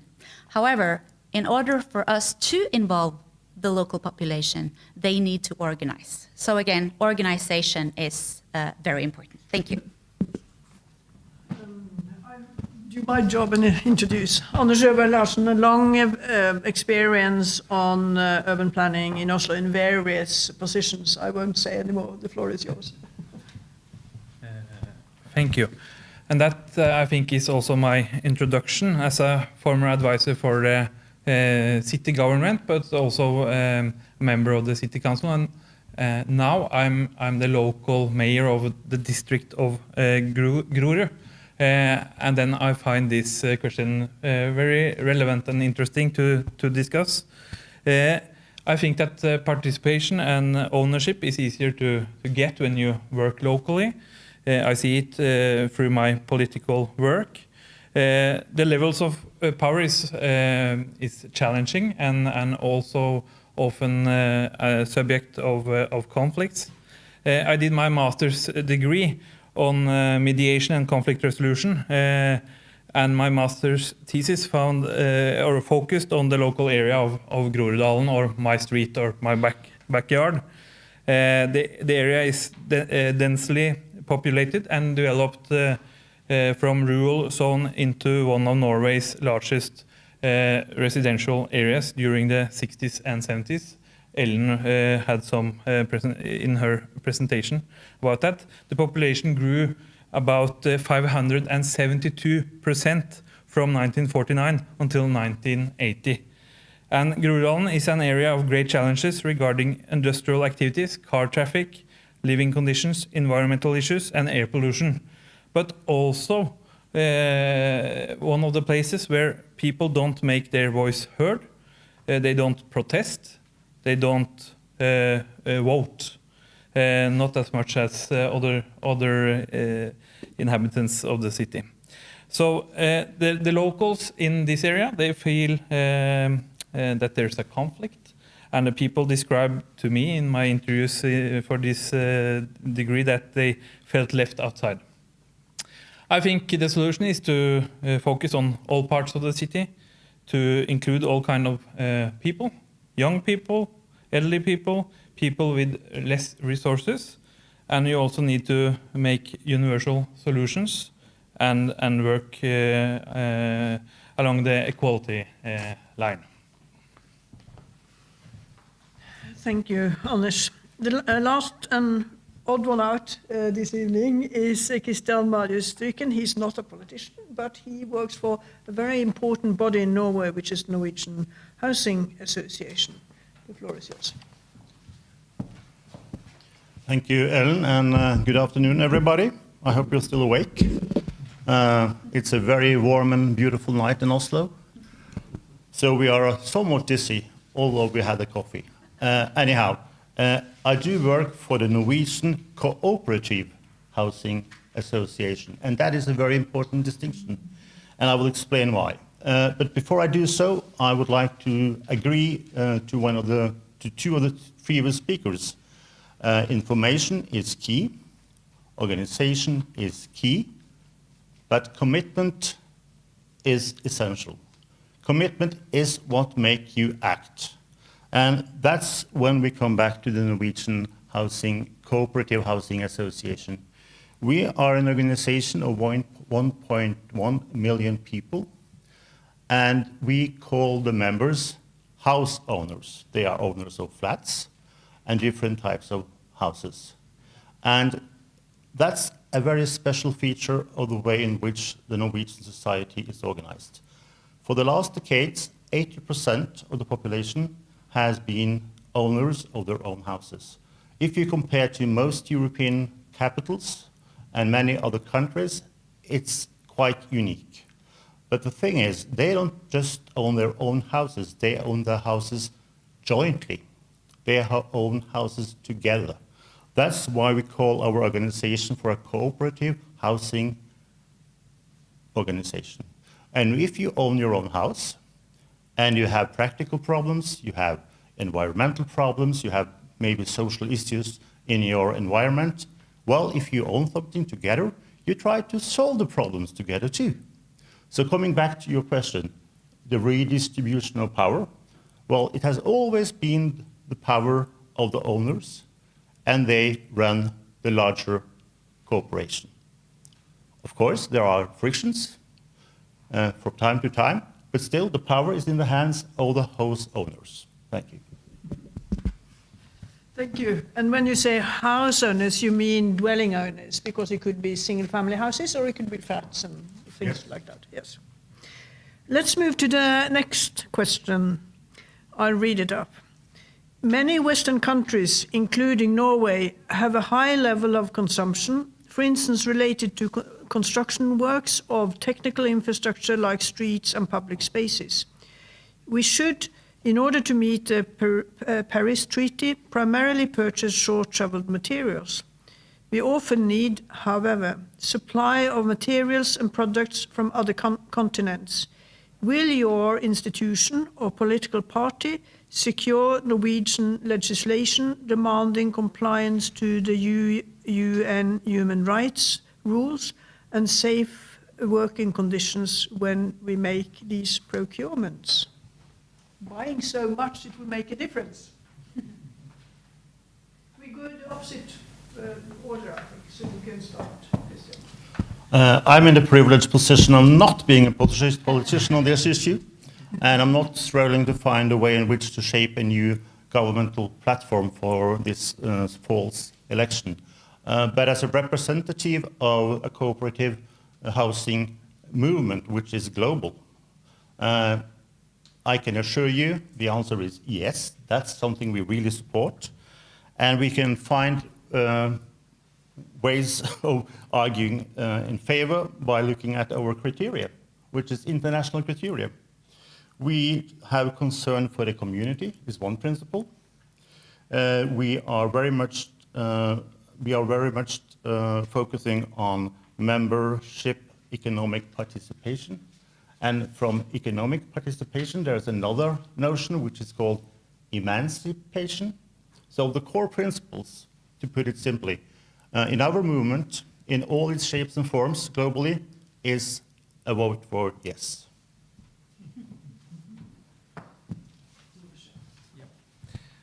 Yeah, I represent the Labour Party, and of course we are into this, and also now in the city of Oslo we made this Oslo model that we want to do nationally, where those working on commission from the city of Oslo should mainly be on permanent contracts. At least 50% of those carrying out the work should be certified. There should be at least 10% apprentices in areas where this is needed, and all workers must be registered from day one, and a lot of other criteria that we also now want to do nationally, and also when we both buy products, but also have workers from abroad.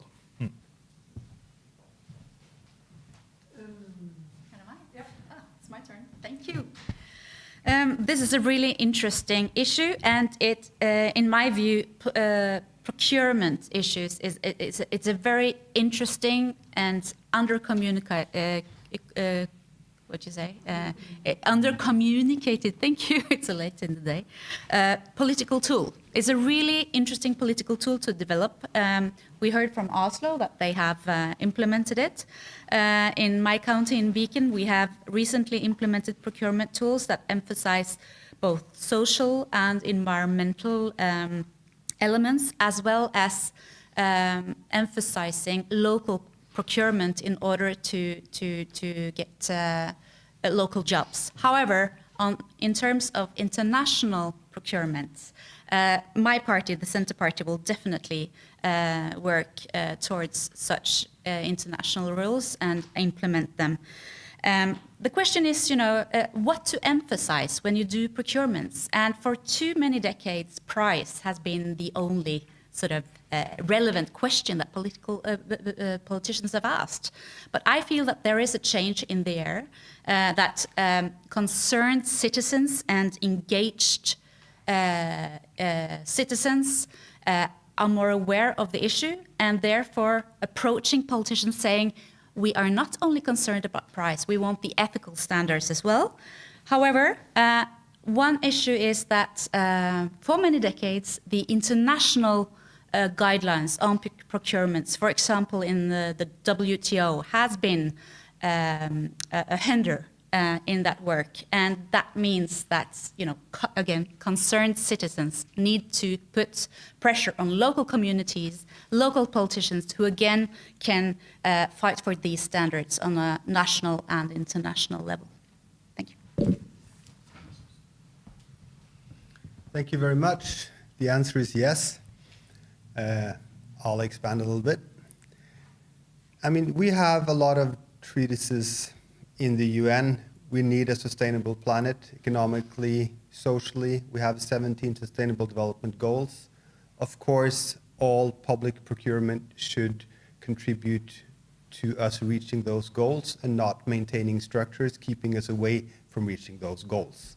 And that goes internally in every country, like in Norway for our sake, but also when we trade with the rest of the world.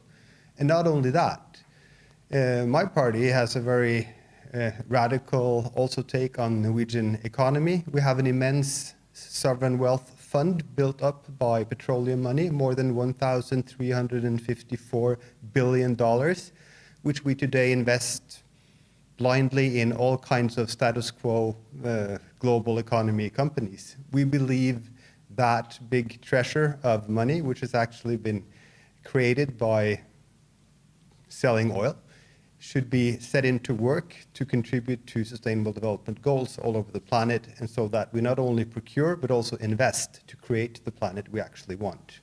Thank you. Thank you very much. I think that was quite enough as a concluding comment. If we manage that, we've really done the job well. I gather that we all support some kind of participatory democracy. Of course, there are lots of dilemmas when you do big infrastructure developments and so on. There will always be difficulties in handling local needs. But basically, there is an approach to catering for this. And when it comes to the procurement, I'm sure, for instance, Rasmus means both public and private procurement should adhere to these principles. And then we have the good advice from Anne Beate that the WTO perhaps is the biggest hindrance. So I think we'll take that with us. So thank you very much for enlightening us and giving some concrete advices. And then I give the word back to Erik Berg. Thank you. Thank you very much to the representatives of the political parties of Oslo and Viken, and also to the Cooperative Association of Norway. This is just the beginning of the end, so I just want the political representatives to wait a little bit, because Habitat Norway has formulated 6 issues, 6 questions to the present government and to the political parties in Parliament. So I would very much like to use this opportunity to hand over to you the letter that we have written and was sent this morning to the political parties. And I can assure you that even if we are a small organization, we usually say that we are the smallest of all important organizations, but we have the biggest board, which represents our voluntarity. So we will knock on your doors with this letter. Either you are in Parliament or you are in the City Hall. And again, thank you very much for coming on this very nice summer evening. Most appreciated. Thank you. And with these few words, we thank all participants.